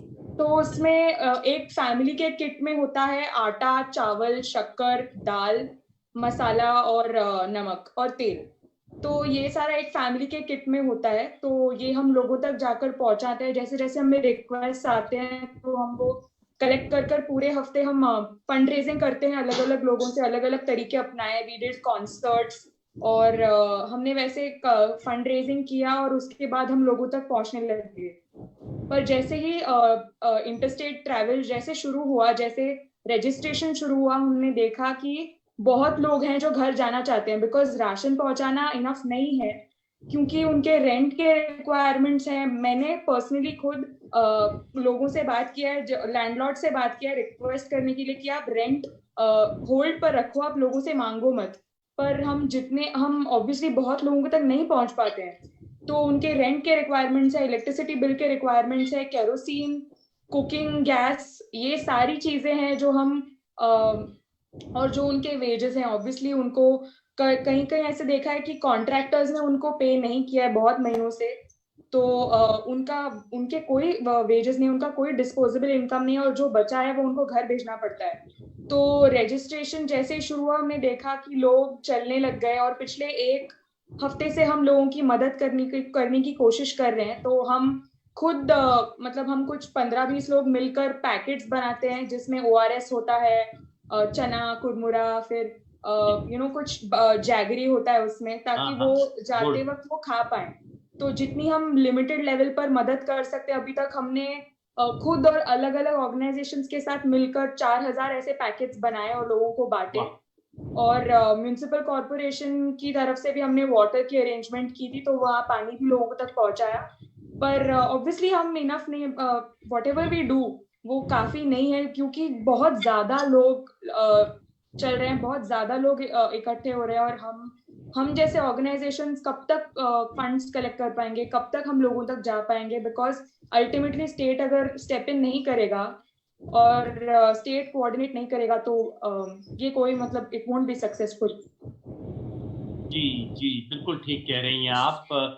अगर रायबरेली से हमारे साथी भी हमारे पास हों, अर्चना जी, उनकी टीम से अगर कोई भी साथी हैं, क्योंकि वहाँ ये उत्तर प्रदेश, हमने अभी बेंगलुरु से बात की, हमने हरियाणा में यमुनानगर से बात की, हमने मुंबई के साथियों से बात की। अब अगर हम रायबरेली के साथियों से भी पूछ पाए वहाँ क्या हो रहा है, तो देखिए, जो तस्वीर आपको टीवी पे देखने को मिलती है, जो तस्वीर आपको वहाँ देखने को मिलती है, अखबारों में पढ़ने को मिलती है, उसमें और रियलिटी में कितना फर्क है। अभी रायबरेली से हमारा संपर्क स्थापित नहीं हो पा रहा है, लेकिन आप सबको मैं शुक्रिया कहना चाहता हूँ। आप सबने अपना समय निकाला और जो काम कर रहे हो आप, ये काम ऐसा है जो आज से 10 साल बाद भी आप याद रखोगे, हाँ उन दिनों मैंने ये काम किया था, और देश याद करेगा। पता नहीं ये माइग्रेंट वर्कर खुद आप आएंगे आपको थैंक यू कहने के लिए या नहीं, और थैंक यू के लिए तो आप ये काम कर नहीं रहे हो, लेकिन देश की तरफ से मैं आपको कहना चाहता हूँ थैंक यू। बहुत बड़ा काम आप कर रहे हो इस वक्त। कम से कम उनको यमुनानगर से गुजरते वक्त, थाने से गुजरते वक्त, बेंगलोर से चलते वक्त उनको ये तो ना लगे कोई हमारे साथ नहीं, कोई तो हमारे साथ खड़ा हुआ, किसी ने कुछ किया। ये बेहद जरूरी है। और हमने ये कहा कि क्राइसिस अभी भी जारी है, क्राइसिस नहीं, सब जगह ये स्थिति जारी है। और जैसा मैंने आपको बताया था, कोई 8 करोड़ में से अगर 4 करोड़ भी करना चाहते हैं, तो उनमें से 1/10 भी अभी बाहर नहीं निकल पाए हैं। आप समझिए कितना बड़ा क्राइसिस है जिसको हमें डील करना है, जिसके लिए बहुत ज्यादा काम करने की जरूरत है। बस एक सेंटेंस में आप सब चारों साथियों से जाते वक्त मैं पूछना चाहूंगा, अगर आप बाहर के साथियों को कुछ कहना चाहें कि क्या करना चाहिए, किस तरह से मदद कर सकते हैं, क्या एक रिक्वेस्ट आपकी? सर, एक रिक्वेस्ट मेरी सिर्फ इतनी है कि जहां इतना सब कुछ नेगेटिव हो रहा है, बहुत कुछ पॉजिटिव है। बहुत लोगों की खुद फोन आ रहे हैं कि बताइए क्या चाहिए।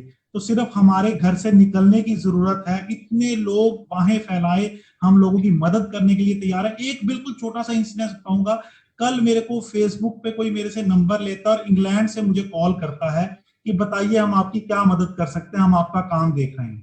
तो एक्चुअल में ये हो रहा है, इतना जहां इतना कुछ नेगेटिव है, बहुत कुछ पॉजिटिव हो रहा है। एक छोटी सी पॉजिटिव बात और बताऊंगा कि जितने लोग पंजाब से आ रहे हैं, सभी को मैंने पूछा है कि आप यहां तक आपको खाना मिला, तो सबका एक सुर में ये जवाब था कि सर 3 की जगह 4 बार खाना मिल रहा है। तो अभी भी समाज का वो वर्ग जिसके मन में गरीब को देखकर पीड़ा होती है, जो ये सोचता है कि हाँ ये सिस्टम बदलना चाहिए, जो हाथ पर हाथ धरकर घर नहीं बैठना चाहता, वो अभी भी जिंदा है। और ये बहुत सुकून की बात है मेरे लिए। शायद यही लोग मिलकर नए भारत का निर्माण करेंगे, ये मुझे पूरी उम्मीद। बहुत बढ़िया। सरकारें भले ही जैसा भी करें, अभी समाज मरा नहीं है, हमारा समाज जिंदा है। ये ललिता जी, आपका भी ये एक्सपीरियंस, कोई मैसेज आपका बाकी के लिए, कोई रिक्वेस्ट आप सबको? मैं ये कहना चाहती हूँ कि कम्युनिकेशन की बहुत ज्यादा जरूरत है। हम जैसे सिविल सोसाइटी और बहुत सारे लोग जो काम कर रहे हैं, अगर गवर्नमेंट हमें हेल्प करेगी, हम गवर्नमेंट को हेल्प करेंगे तो क्लैरिटी ज्यादा बढ़ेगी और लोगों में जो कंफ्यूजन है, जैसे कल 12 बजे इमीडिएटली जो भी माइग्रेंट्स गैदर हुए थे यहाँ थाने के माजीवाड़ा जंक्शन पर, उन लोगों को इमीडिएटली डिस्पर्स कर दिया गया क्योंकि बसेस अवेलेबल नहीं थी। तो मेरे हिसाब से अगर सिविल सोसाइटी को भी पता चले कि बसेस ये टाइम पर आएंगी तो हम हेल्प करेंगे, क्योंकि हम सब मिलकर काम नहीं करेंगे तो अल्टीमेटली कोई और सफर कर रहा है। तो अगर हम गवर्नमेंट और सिविल सोसाइटी एक साथ काम करेंगे तो मेरे हिसाब से काम हो सकता है, उनकी मदद हम कर पाएंगे। उधर बेंगलोर से वीणा जी अगर कुछ कहना चाहें कि बाहर के साथी किस तरह से मदद कर सकते हैं, क्या वो एक चीज है जो हम सब कर सकते हैं? वीणा जी, आपका कोई संदेशा सबके लिए? ನನ್ಗೆ ಏನನ್ಸುತ್ತಂದ್ರೆ, ಈಗ ಲಾಕ್ಡೌನ್ ಆಗಿರೋ ಪರಿಸ್ಥಿತಿಲಿ ಮುಸ್ಲಿಮ್ಸ್ ಮೈನಾರಿಟಿ ಮೇಲೆ ಯಾರು ಅಷ್ಟು ಕೆಲಸ ಮಾಡ್ತಾ ಇಲ್ಲ. ನಾವು ನೋಡ್ತಾ ಇದ್ದೀವಿ, ನಮ್ ಸರ್ಕಾರ ಮುಸ್ಲಿಮ್ಸ್ ಎಲ್ಲೆಲ್ಲಿದ್ದಾರೆ ಅಲ್ಲಿ ಯಾವುದೇ ಫೆಸಿಲಿಟಿ ಕೊಡ್ತಾ ಇಲ್ಲ. ಅದು MLA ಗಳಾಗಿರ್ಬೋದು, ಕೌನ್ಸಿಲರ್ ಆಗಿರ್ಬೋದು, ನಾವು ಕೊಡ್ತಾ ಇದೀವಿ ಅಂತ ಅವ್ರು ಬೇಕಾದ ಜಾಗದಲ್ಲಿ ಕೊಡ್ತಾ ಇದ್ದಾರೆ. ಮುಸ್ಲಿಮ್ಸ್ ಮೈನಾರಿಟೀಸ್ ಎಲ್ಲಿದ್ದಾರೆ ಯಾವುದೇ ಫೆಸಿಲಿಟಿ ಕೊಡ್ತಾ ಇಲ್ಲ. ದಯವಿಟ್ಟು ಅವರು ಮನುಷ್ಯರೇ, ಅವರು ಹ್ಯೂಮನ್ ಬೀನೇ, ಅವ್ರಿಗೂ ರೈಟ್ಸ್ ಇದೆ. ದಯವಿಟ್ಟು ಅವ್ರ ಬಗ್ಗೆನೂ ಕೆಲಸ ಮಾಡಿ. ಜೊತೆಲಿ ಟ್ರಾನ್ಸ್ಜೆಂಡರ್ ಕಮ್ಯುನಿಟಿ ತುಂಬಾ ಕಷ್ಟದಲ್ಲಿದ್ದಾರೆ, ಅವ್ರ ಬಗ್ಗೆನೂ ಹೆಚ್ಚಿಗೆ ಗಮನ ಹರಿಸಬೇಕು. ಒಟ್ಟಾರೆ ಏನಂತ, ನಾವು ಈ ದೇಶದ ಪ್ರಜೆಗಳು ಪ್ರತಿಯೊಬ್ಬರಿಗೂ ಸಮಾನವಾದಂತಹ ಸೌಲಭ್ಯಗಳಾಗಿರ್ಬೋದು, ಫೆಸಿಲಿಟಿ ಆಗಿರ್ಬೋದು, ಎಲ್ಲನೂ ಸಿಗ್ಬೇಕು. ನಾವೆಲ್ಲರೂ ಒಟ್ಟಾರೆ ಸೇರಿ ಮುಸ್ಲಿಮ್ಸ್ ಅಂತ ಸಪರೇಟ್ ಆಗಿ ಇರ್ದೇನೆ ಅವ್ರನ್ನೂ ಜೊತೆಲಿ ಸೇರಿಸ್ಕೊಂಡು ಕೆಲಸ ಮಾಡ್ಬೇಕಂತ ಹೇಳ್ತೀನಿ. वीणा जी शायद मुस्लिम समाज की अवस्था के बारे में कुछ कह रही हैं। हाँ, राजेश भाई जरा अनुवाद कर देंगे? उनका कहना था कि मतलब देखिए, वो लोग हर जगह काम कर रहे हैं और मैं इनको जानता भी हूँ। तो मतलब सुबह से शाम तक काम करते हैं, सुबह 5 बजे से रात को 12 बजे इनका काम खत्म होता है। तो वो कह रहे हैं कि मतलब जिस जगह पे मुस्लिम मेजॉरिटी एरिया है वहां पे रिलीफ वर्क कम है। जो सरकार से जो कॉर्पोरेटर है MLA का, उनका भी उन्होंने भी यहाँ पे कर रहे हैं, वहां पे वो रिलीफ वर्क कम कर रहे हैं क्योंकि वो मुस्लिम मेजॉरिटी एरिया है। वो ना करे, वो भी इंसान है, सबको समान जो भी होना चाहिए, इक्वल होना चाहिए, वहां पे ये ना करें। और उन्होंने कहा कि ट्रांसजेंडर कम्युनिटी एक और है जो कि बहुत मतलब मुश्किल में है, उनको भी मतलब दिमाग में रख के जो मदद करनी है वहां पे जात पात न देखे। बिल्कुल सही। ये वायरस के साथ इस देश में कम्युनल वायरस भी बहुत चल रहा है, लेकिन वीणा जी आप लोग कम से कम इतना बात की कायम है, अपने धर्म समाज इसके बंधन से बाहर जाके सबकी मदद कर रही है। बहुत शुक्रिया। और आपके महेश भाई, आप भी कोई एक बात कहना चाहेंगे बाकियों के लिए कि क्या कर सकते हैं? मैं 2 चीजें ऐड करना चाहूंगा। एक, जो हमारे साथी जो सब वो आ रहे हैं, एक उनको तो बालकनी क्लास कह के क्रिटिसाइज किया गया, लेकिन उसमें बालकनी क्लास में ही आधे लोग जनता की, इन लोगों की, मजदूरों की मदद करने के लिए सड़कों पे आए हैं। बाकी जो आधे हैं, मेरी उनसे दरख्वास्त है कि वो भी उन्हीं की तरह, कम से कम अगर वो सड़कों पे नहीं आ सकते तो सर्विस प्रोवाइड, आस के लोगों उनकी तो वो कर सकते हैं।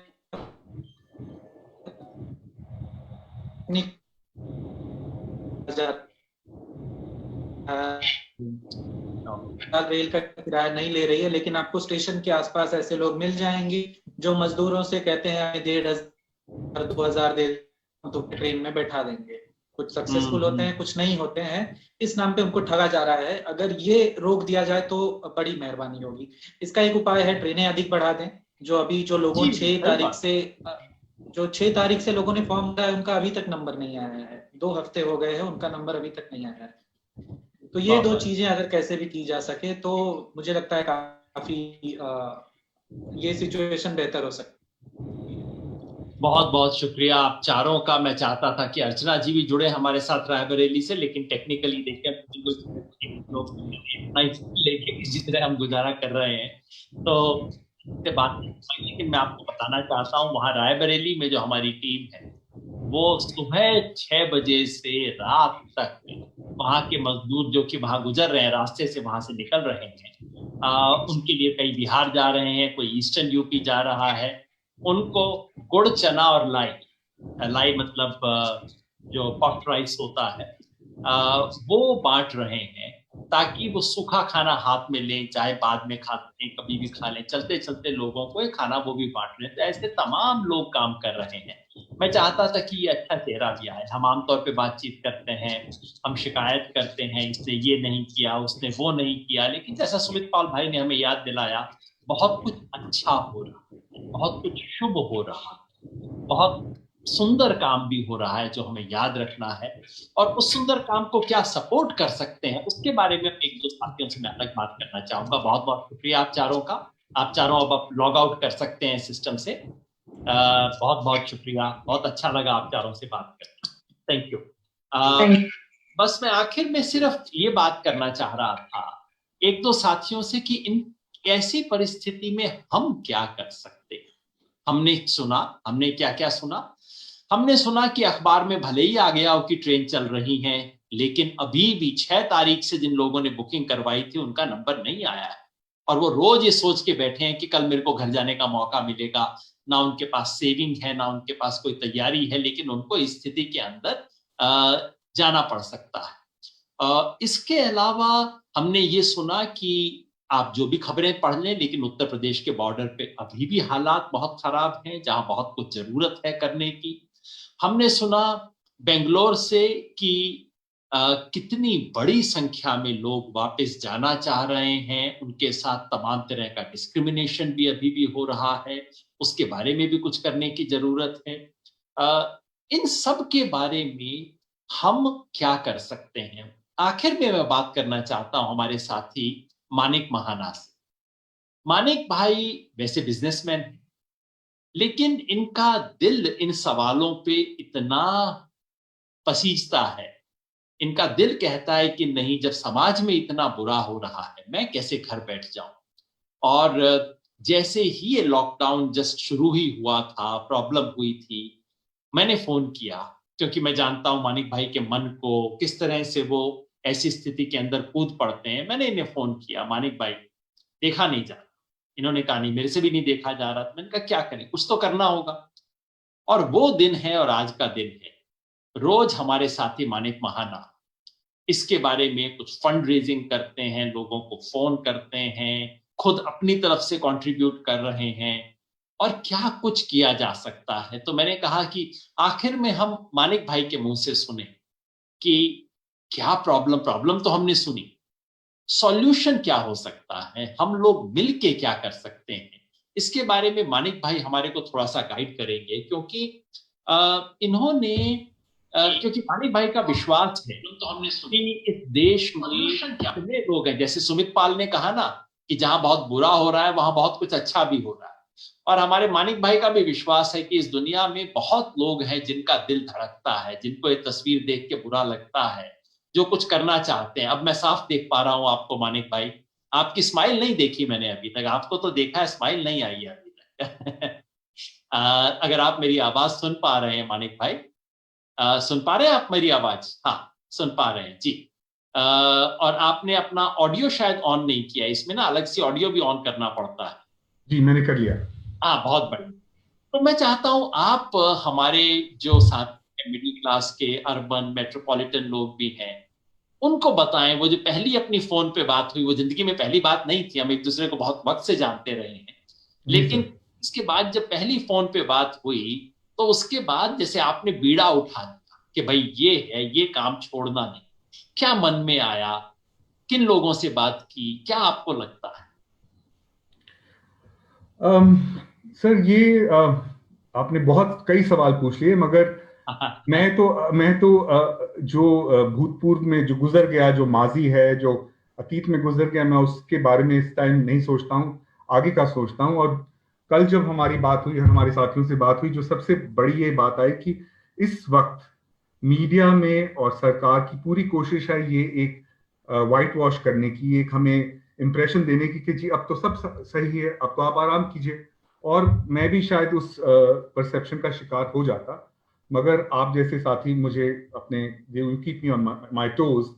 तो और अभी जितना साथियों से सुना, मेरे पास कोई आंकड़े तो नहीं होंगे, पर आप इसकी पुष्टि कर सकते हैं कि मेरे ख्याल से इस वक्त हमने पूरे भारत में जिन क्षेत्रों में भी हम एक्टिव हैं, हमने कोई 1 या 1.5 लाख लोगों की मदद की होगी पिछले 2 जी जी जी की है ना। तो अगर हम, क्योंकि आपने कहा मैं बिजनेस में मैं था, पर क्योंकि मेरी ट्रेनिंग हमेशा रही नंबर्स के लिए, स्टैटिस्टिक्स के लिए, तो अगर हमने 1 लाख लोगों की मदद की जिस वक्त से भी हमने अपना रिलीफ ऑपरेशन शुरू किया, मेरा ये लक्ष्य है और मेरी सबसे बड़ा विनम्र निवेदन है कि हम उस 1 लाख को 8 लाख तक पहुंचा दें। यानी कि हम 1% of the our migrant workers जो हमारे देश के साथी हैं, जिनकी पीड़ा इस वक्त, अगर पीयूष गोयल जी कोरोना आता है तो हमें भी आ रहा है, कि हमें बहुत बहुत बहुत दुख है कि हम उन लोगों की मदद कर सकें, उन लोगों को आश्वासन दिला सकें कि आप लोग भूखे तो नहीं मरेंगे और आपका भी एक भविष्य है इस देश में भारतीय नागरिक होने के तहत। तो ये मेरा लक्ष्य यही है कि हम अपने जितने रिलीफ फिगर्स हैं हम उसको 8 गुना बढ़ा दें आने वाले वक्त में। बहुत बड़ी बात आपने कही है कि फाइनेंस मिनिस्टर कहती हैं कि इस देश में 8 करोड़ माइग्रेंट हैं जी। तो हम लोग कम से कम मिलके इतना तो तय करें कि चलिए उसमें से 1 बूंद हम कंट्रीब्यूट करें जी। लाख भी कुल मिला के 1 बूंद ही होगी उस 1% जी। कम से कम उस 8 लाख की जिम्मेवारी तो हम लें। ये आप हमें प्रेरित कर रहे हैं और इसके लिए किस तरह का फंड हम इकट्ठा कर सकते हैं, कैसे कैसे कंट्रीब्यूट कर सकते हैं? अगर यहाँ पे बैठा हुआ कोई साथी सुन रहा है आपकी बात, वो क्या मन में उसके मन में फीलिंग आई, हाँ भाई मुझे कुछ करना चाहिए या सिर्फ मुझे बैठना नहीं चाहिए, तो वो क्या क्या कर सकता? सही सर, हमारे कुछ तो लोग वेबसाइट से जुड़े ही हुए हैं, कई स्वराज अभियान के साथ जुड़े हुए हैं, कुछ हमारे रेगुलर फेसबुक के व्यूअर्स हैं। मैं अपना नंबर, अगर आपकी अनुमति तो मैं अपना प्राइवेट नंबर भी शेयर कर दूं, आप व्हाट्सएप से मेरे साथ संपर्क कीजिए। मुझे जिंदगी में इस वक्त, इस दौरान और अगले ये 2020 में इससे ज्यादा कोई खुशी नहीं होती कि जब मुझे कोई फोन करता है या व्हाट्सएप मैसेज करता है कि जी मैं स्वराज अभियान को इस काम के लिए इतना पैसा देना चाहता हूँ। तो हमने एक फिगर बनाई थी कि 580 रुपए से शायद हम एक परिवार का राशन एक हफ्ते का दे पाते हैं। तो आप 580 रुपए से 5,800, 58,000, 5,80,000, 58 लाख, जो भी आप देना चाहें, हम इस वक्त लेने की स्थिति में है। तो मैं अपना नंबर एक बार शेयर कर देता हूं। मेरा नंबर है 9953491939। एक बार फिर दोहरा देता हूं, 9953491939। तो जो भी साथी इस रिकॉर्डिंग को सुन रहा है या सुनेगा, अगर आपको कुछ भी प्रेरणा मिलती है, आप जिस भाव से भी देना चाहते हैं, we are welcome to receiving the money.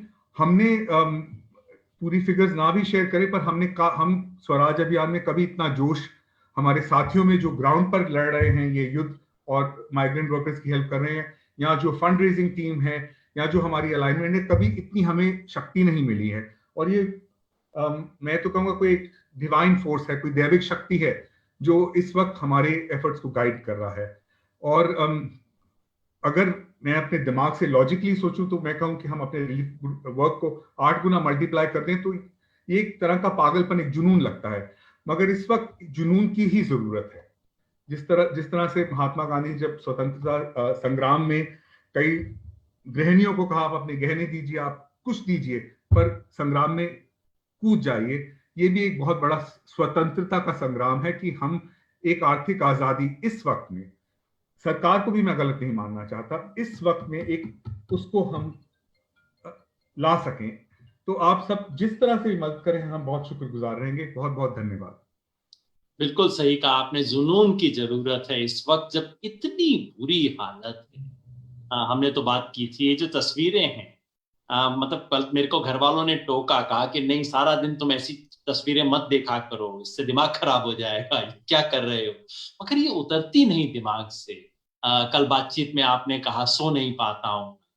अगर ऐसे हालात देश के हों और हम चुपचाप घर बैठे रहे या बीच में कह दे अच्छा वो क्यों नहीं कुछ करता, ये क्यों नहीं कुछ करता, तो लानत है हम लोगों पे, हमें भी करना है। और स्वराज अभियान के साथियों ने तमाम तरफ से दिल्ली के अंदर इतने समय काम किया, पश्चिम बंगाल में काम हुआ है, उत्तर प्रदेश में 3-4 जगह पे काम हुआ, बहुत अच्छे से सिस्टमेटिक तरीके से काम हुआ है, उधर कर्नाटका में हुआ है और महाराष्ट्र में हुआ है। इन सब इलाकों के अंदर स्वराज अभियान के साथी जुड़े हैं। मैं ये कतई नहीं कहना चाहता कि सिर्फ स्वराज अभियान ने किया है या कि हमने दूसरों से ज्यादा अच्छा किया है, ना भाई, कोई कंपटीशन नहीं है। किसी एक छोटे कोने में हम कर रहे हैं, उसके पड़ोस में कोई हमसे ज्यादा अच्छा काम कर रहा होगा, और अगर आप किसी दूसरे को अपने पड़ोस में मदद कर रहे हैं, प्लीज उसको कीजिए। मैं बिल्कुल नहीं कह रहा हूं किसी दूसरे को छोड़ के आप हमारे को कीजिए, इसमें कोई कंपटीशन नहीं। किसी को, जब तक आपको ये भरोसा है कि ये पैसा किसी के पेट में अनाज बन के उतरेगा, किसी गरीब को ट्रेवल करने में मदद करेगा, तो बस फिर आप कर रहे हैं, बिल्कुल अच्छा काम कर रहे हैं, जहां कर रहे हैं वहीं कीजिए। लेकिन अगर जो कुछ कर रहे हैं उसके अलावा आप 580 रुपए स्पेयर कर सकते हैं, 5,800 दे सकते हैं, 58,000 दे सकते हैं, 5,80,000 दे सकते हैं, जो सीमा है वो कंट्रीब्यूट कीजिए। स्वराज अभियान की वेबसाइट है, उसमें जाएंगे तो डोनेशन लिंक है, swarajaabhiyan.org करके वेबसाइट है, वहां डोनेशन का लिंक है, जाइए वहां आप कर सकते हैं। उसके अलावा तमाम जो तरीके होते हैं जो मेरे जैसे लोग तो इस्तेमाल नहीं करते, मैं ना टेक्नोलॉजिकली इतना स्मार्ट नहीं हूँ, मगर आजकल ये जो पे टेलीफोन से पे हो जाता है, गूगल पे हो जाता है, तमाम ऐसी चीजें हैं, इस सब डिटेल्स को हमने कमेंट बॉक्स में अभी डाल दिया है, तो कमेंट बॉक्स में आप देख लीजिए, सारी डिटेल्स है। लेकिन सिर्फ आप नहीं, कुछ फ्रेंड से भी बात कीजिए जरूर। हम सब के ऐसे कोई दोस्त होते हैं, साथी होते हैं, बस हमारी सिर्फ एक ही शर्त है कि वो इंडियन सिटीजन है। जो नॉन इंडियन है, इंडियन सिटीजन अगर विदेश में है कोई दिक्कत नहीं, जब तक वो इंडियन सिटीजन से हम पैसा देंगे और किसी से नहीं ले सकते, लेना चाहते नहीं हम। वो आप कीजिए, अपने दोस्तों तक संदेशा पहुंचाइए, ये बात थोड़ा आगे फैलाइए, अच्छाई की जो बात है वो भी आगे जाए और हम सब मिलके करें, ताकि आज से 20 साल बाद, 50 साल बाद कोई ये कहे कि सरकार ने काम ना किया, तो ठीक है, सरकारों का तो हिसाब किताब जनता कर लेती है, लेकिन अगर कोई ये कहे कि समाज ने काम नहीं किया तो बड़ा दुख होगा। आज सुमित पाल भाई ने अच्छी बात बताई। मैंने 10-15 दिन पहले एक रिपोर्ट पढ़ी थी, किसी ने कहा मैं पंजाब से आया, मेरे को किसी ने पानी नहीं पूछा। मेरे को बड़ी चोट लगी, क्योंकि मैं पंजाबियों को जानता हूं, पंजाबी कल्चर जानता हूं, बाकी उनके जो भी दोष हो ये उनका दोष नहीं है। तो मेरे को बड़ा अजीब लगा कि कोई पंजाब से गुजर गया और उसको किसी ने पानी नहीं पूछा, लंगर नहीं खिलाया। लेकिन हो सकता है इनिशियल कर्फ्यू के दिनों का मामला रहा, लेकिन अब जैसा सुमित पाल भाई बता रहे हैं, जो पंजाब से आ रहे हैं वो कह रहे हैं नहीं, 3 के बजाय हमें 4 टाइम ही खाना खिला दिया, वो नहीं। कम से कम इतना तो है, ठीक है, वो आदमी पैदल जा रहा है, लुधियाना से पटना तक पैदल जाएगा, लेकिन उसको ये तो याद रहेगी कि चलो मैं जब लुधियाना से गुजरा, जब मैं अंबाला से गुजरा, मेरे को किसी ने खाने के लिए पूछा। इतना तो याद रहे, समाज के लिए ये फीलिंग हमारे मन में रहे, ये बहुत जरूरी है। और साथ में मानिक भाई, मैं ये भी सोच रहा हूं कि कोई साथी जो आपको इस काम में असिस्ट करना चाहे, एक तो वो होंगे जो कि खुद सीधा पैसा देना चाहते हैं, कुछ लोग होते हैं पैसा भी देते हैं लेकिन साथ में असिस्ट भी करते हैं। कोई कहता है कि पैसा मैं नहीं दे सकता लेकिन मेरे पास टाइम है, मैं फोन करने को तैयार हूं, आप जैसे करें, तो वो भी आपको इसी नंबर पे फोन कर सकते हैं। मुझे इस नंबर पे जरूर फोन कर सकते हैं। मैं दोबारा दोहरा देता हूँ, 9953491939। और मैं ये भी आप लोगों को आश्वासन देना चाहता हूँ कि अगर आप मुझे कांटेक्ट करेंगे और आपके मन में कोई प्रश्न हो, सवाल हो, या आप ऑन द ग्राउंड देखना चाहते हैं कि क्या काम हो रहा है, तो मैं आप लोगों को सही जगह पर गाइड भी कर दूंगा कि आपको कर सकें। और क्योंकि योगेंद्र भाई ने एक बात कही, तो सर मुझे 1 मिनट चाहिए। मैं बहुत प्रभावित हुआ था, जब मैं कॉलेज में के वक्त में, बहुत साल पहले हिंदू कॉलेज में रहा, तो मेरा संपर्क रामकृष्ण बजाज जी से हुआ था। उनके पिताजी जमनालाल बजाज जी बहुत बड़े सहयोगी थे महात्मा गांधी के फ्रीडम मूवमेंट में। तो उन्होंने एक किस्सा हम लोगों को बताया। उन्होंने कहा कि मेरे फादर ने बापू से जाके कहा कि भाई आप मुझसे सब कुछ ले लीजिएगा, मगर मुझे किसी से मांगने के लिए मत शर्मिंदा कीजिए, मुझे बड़ी शर्म आती है। तो उस टाइम महात्मा गांधी का जवाब यही था कि सही स्वतंत्रता तो आपका अहम से है। अगर आपका अहम टूटेगा किसी से मांग कर, तो आप स्वतंत्र हैं, आप किसी के अधीन नहीं हैं। तो ये बहुत हमने बड़ी 8 बात करोड़ कही आपने। जी, और हमने 8 करोड़ की बात कही कि 8 करोड़ में हम 8 लाख लोगों की भी मदद कर सकें तो करें। पर मेरा एम्बिशन, मेरी महत्वाकांक्षा इस देश की मदद करने इस समय बहुत बहुत बहुत बड़ी है। तो अगर आप रुपए भी रेज कर लें, उससे हम पता नहीं कितने लोगों की मदद कर सकें, तो मुझे उसमें कोई वो हिचकिचाहट नहीं होगी। सो मैं इंस्पायर कर रहा हूं, क्योंकि देखिए जब भी कोई बड़ा काम करना होता है तो अपनी कंफर्ट जोन से निकलना पड़ता है। इस वक्त हमारा मतलब हर वक्त जब मैं देखता हूँ हमारा अभियान थोड़ा डगमगा रहा है, मैंने खुद पर्सनली जितना भी मैं और निकाल सकता हूँ अपने अकाउंट से निकाल के दिया है। तो मेरा भी आग्रह है, आप भी थोड़ा अपने कंफर्ट जोन से बाहर निकलिए।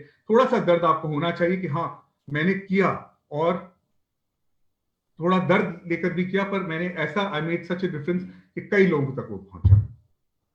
तो एक बहुत गांधी बढ़िया जी का एक मानिक कोट, भाई, आपकी का बात एक सुन लास्ट के कोट है, वो he said, Gandhi ji said, a small body of determined spirits, a small body of determined spirits fired by an unquenchable faith in their mission can alter the course of history. So I think ये समय कुछ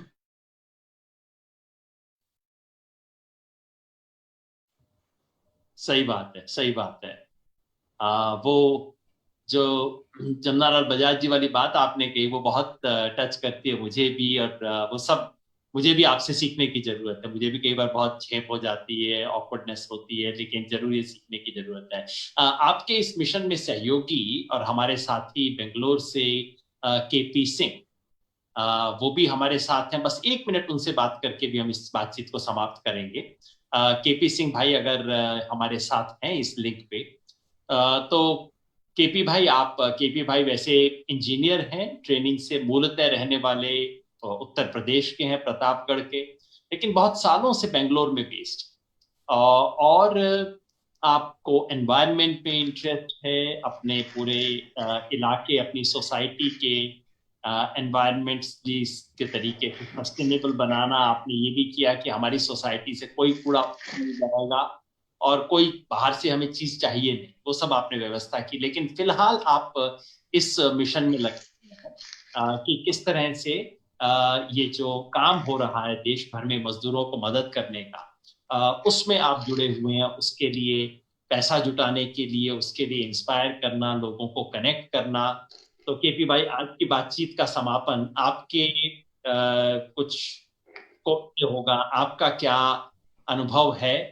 आप ऐसा कर लें, अपने अपने phone को आप अगर लैंडस्केप मोड में कर लेंगे तो आपकी तस्वीर साफ दिखाई देगी। हाँ, अब ठीक हो गया, बिल्कुल ठीक है, अब ज्यादा पता लगे। हाँ केपी भाई।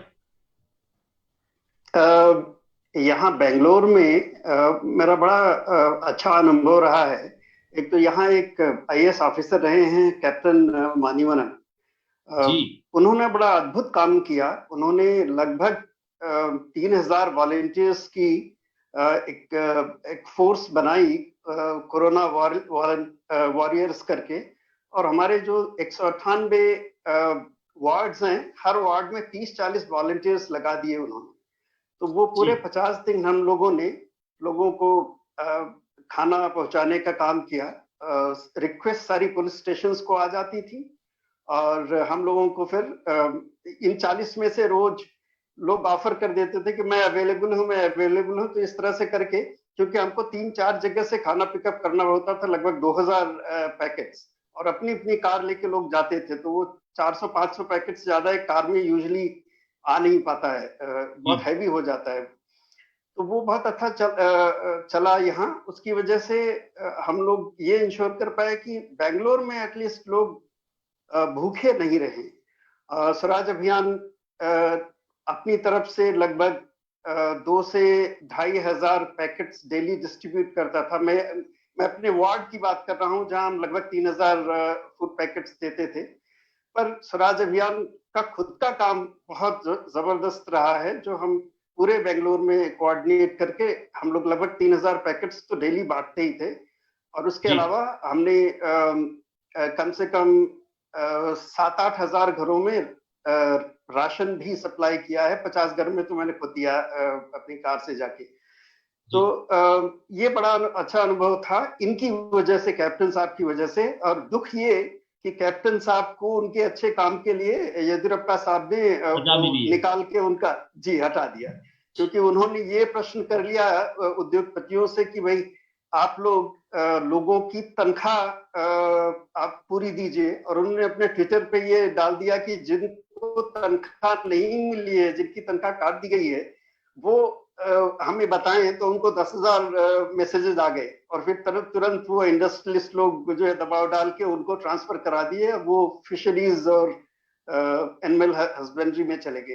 अब वो मछलियों की देखभाल कर रहे हैं, इंसानों की वजह। जी बताइए, जो सबसे कैपेबल आईएएस ऑफिसर जिसको इस टाइम पे, और उनके पास लेबर मिनिस्ट्री थी, वो लेबर सेक्रेटरी थे, तो उनको वहां से हटा के जो सबसे कंपैशनेट व्यक्ति है उनको हटा के कहीं और लगा दिया गया। केपी भाई, जो मैं आपसे पूछना चाह रहा था साथ में ये कि इस तरह के काम को आगे बढ़ाने के लिए जो जितने साथी इस वक्त आपको सुन रहे हैं, जो सोच रहे हैं कि हाँ अपने इलाके में मैं भी ऐसा काम करूंगा, वो किस तरह से, क्योंकि मानिक भाई ने कहा कि हम स्वराज अभियान की तरफ से ये टारगेट लें कि भाई 8 करोड़ अगर हैं देश में माइग्रेंट वर्कर, तो हम कम से कम 8 लाख की मदद तो करें, 100 में से 100वां हिस्सा कम से कम 1%। उसकी दिशा में हम क्या कर सकते हैं? कोई आपका सुझाव, और जो लोग कंट्रीब्यूट करना चाहें कैसे कर सकते हैं, दूसरे लोगों से संपर्क कैसे कर सकते हैं, मैसेज को स्प्रेड कैसे कर सकते हैं, कोई सुझाव आपके?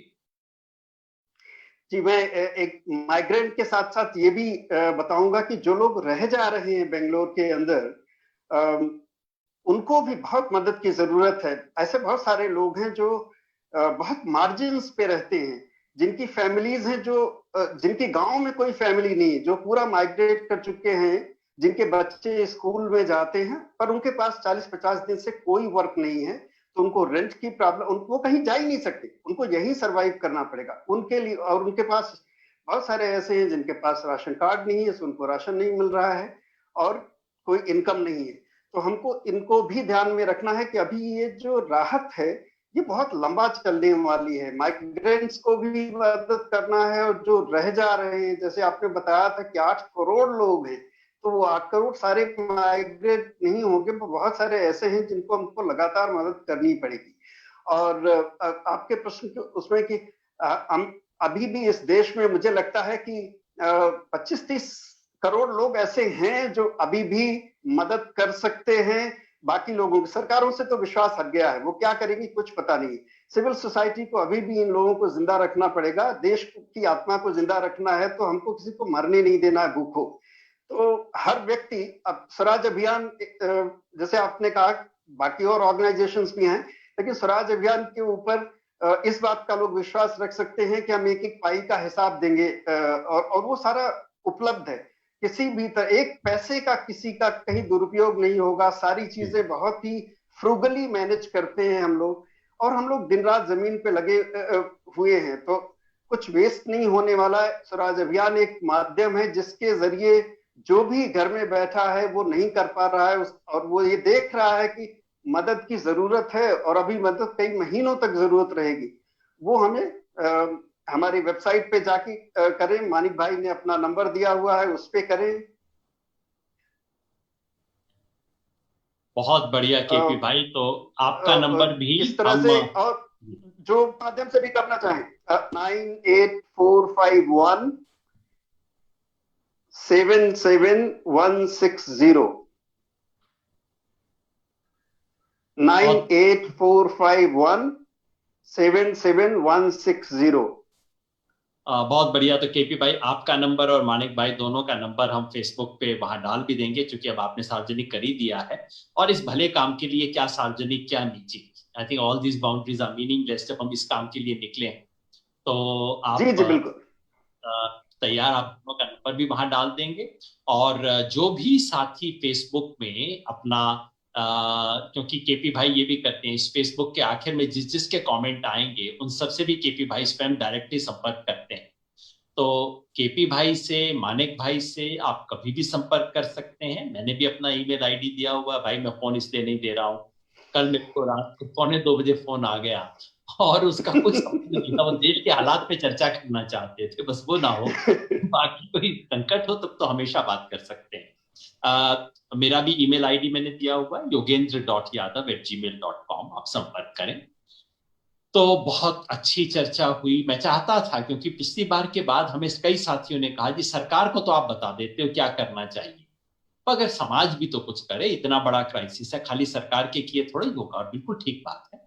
इसलिए हमने देखा कि समाज क्या करेगा, हम आप क्या करेंगे, और हम आप इसमें क्या मिलके कर सकते हैं।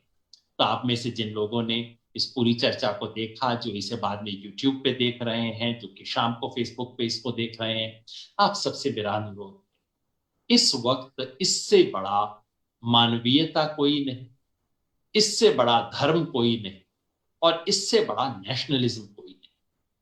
हमारे नेशनलिज्म की, हमारी ह्यूमैनिटी की और हमारे रिलीजन का टेस्ट यही है कि इस वक्त हम जनता के साथ क्या काम करते हैं, लोगों को किस तरह से मदद करते हैं, कैसे उनके साथ खड़े होते हैं। इतना बुरा वक्त है, लेकिन इतनी बुरी कहानियां भी हैं, लेकिन साथ में इतनी सुंदर कहानियां भी हैं, सुंदर बातें भी हैं, और हम सब उस सुंदर का हिस्सा, हम प्रॉब्लम का हिस्सा ना बने, सॉल्यूशन का हिस्सा। तो आप सब, हम सब जो लोग बात सुन रहे हैं, इसके आखिर में कुछ एक्शन कीजिएगा। सिर्फ ये नहीं कि अच्छा अच्छी बात हुई, मानिक जी ने इंस्पायर किया, केपी ने इंस्पायर किया, बहुत बढ़िया, मैं फेसबुक बंद कर देता हूं ना। इसके बाद कुछ करना, आप संपर्क कीजिए। जैसे मैंने कहा, किसी स्थानीय संगठन के साथ काम कर रहे हैं, जरूर कीजिए। अगर इसके अलावा या अगर आप इसमें जुड़ सके बहुत अच्छा होगा। बेहद जरूरत है इस वक्त देश को। सरकारें अच्छा काम करें तब भी जरूरत है देश को इस तरह के काम की, और ना करें तब तो डबल जरूरत। तो इस वक्त हमें डबल जरूरत है। आप सब इसमें जुड़ें, इस बड़े काम के अंदर हम सब शामिल हैं, और अपने राष्ट्रवाद का सच्चा परिचय। बस इतनी बात करके मैं आज की इस बातचीत को समाप्त करना चाहता हूं। बहुत बहुत शुक्रिया मानिक भाई, और शुक्रिया केपी भाई। अब तमाम साथी जो फेसबुक में बीच बीच में जुड़े, सबका बहुत बहुत शुक्रिया कि हमने एक तस्वीर देखी देश के अलग अलग इलाकों में क्या हो रहा, और अब हम इससे जुड़ के कुछ करेंगे। और मानिक भाई ने तो कह दिया, आप जब मर्जी फोन कर दो, वो गुस्सा नहीं होंगे, उनको खुशी होगी कि हाँ कोई इससे जुड़ रहा। ये स्पिरिट है, ये this is the spirit of India, this is the spirit that we want to revive, this is how we want to work for our country. Thank you very much, thank you.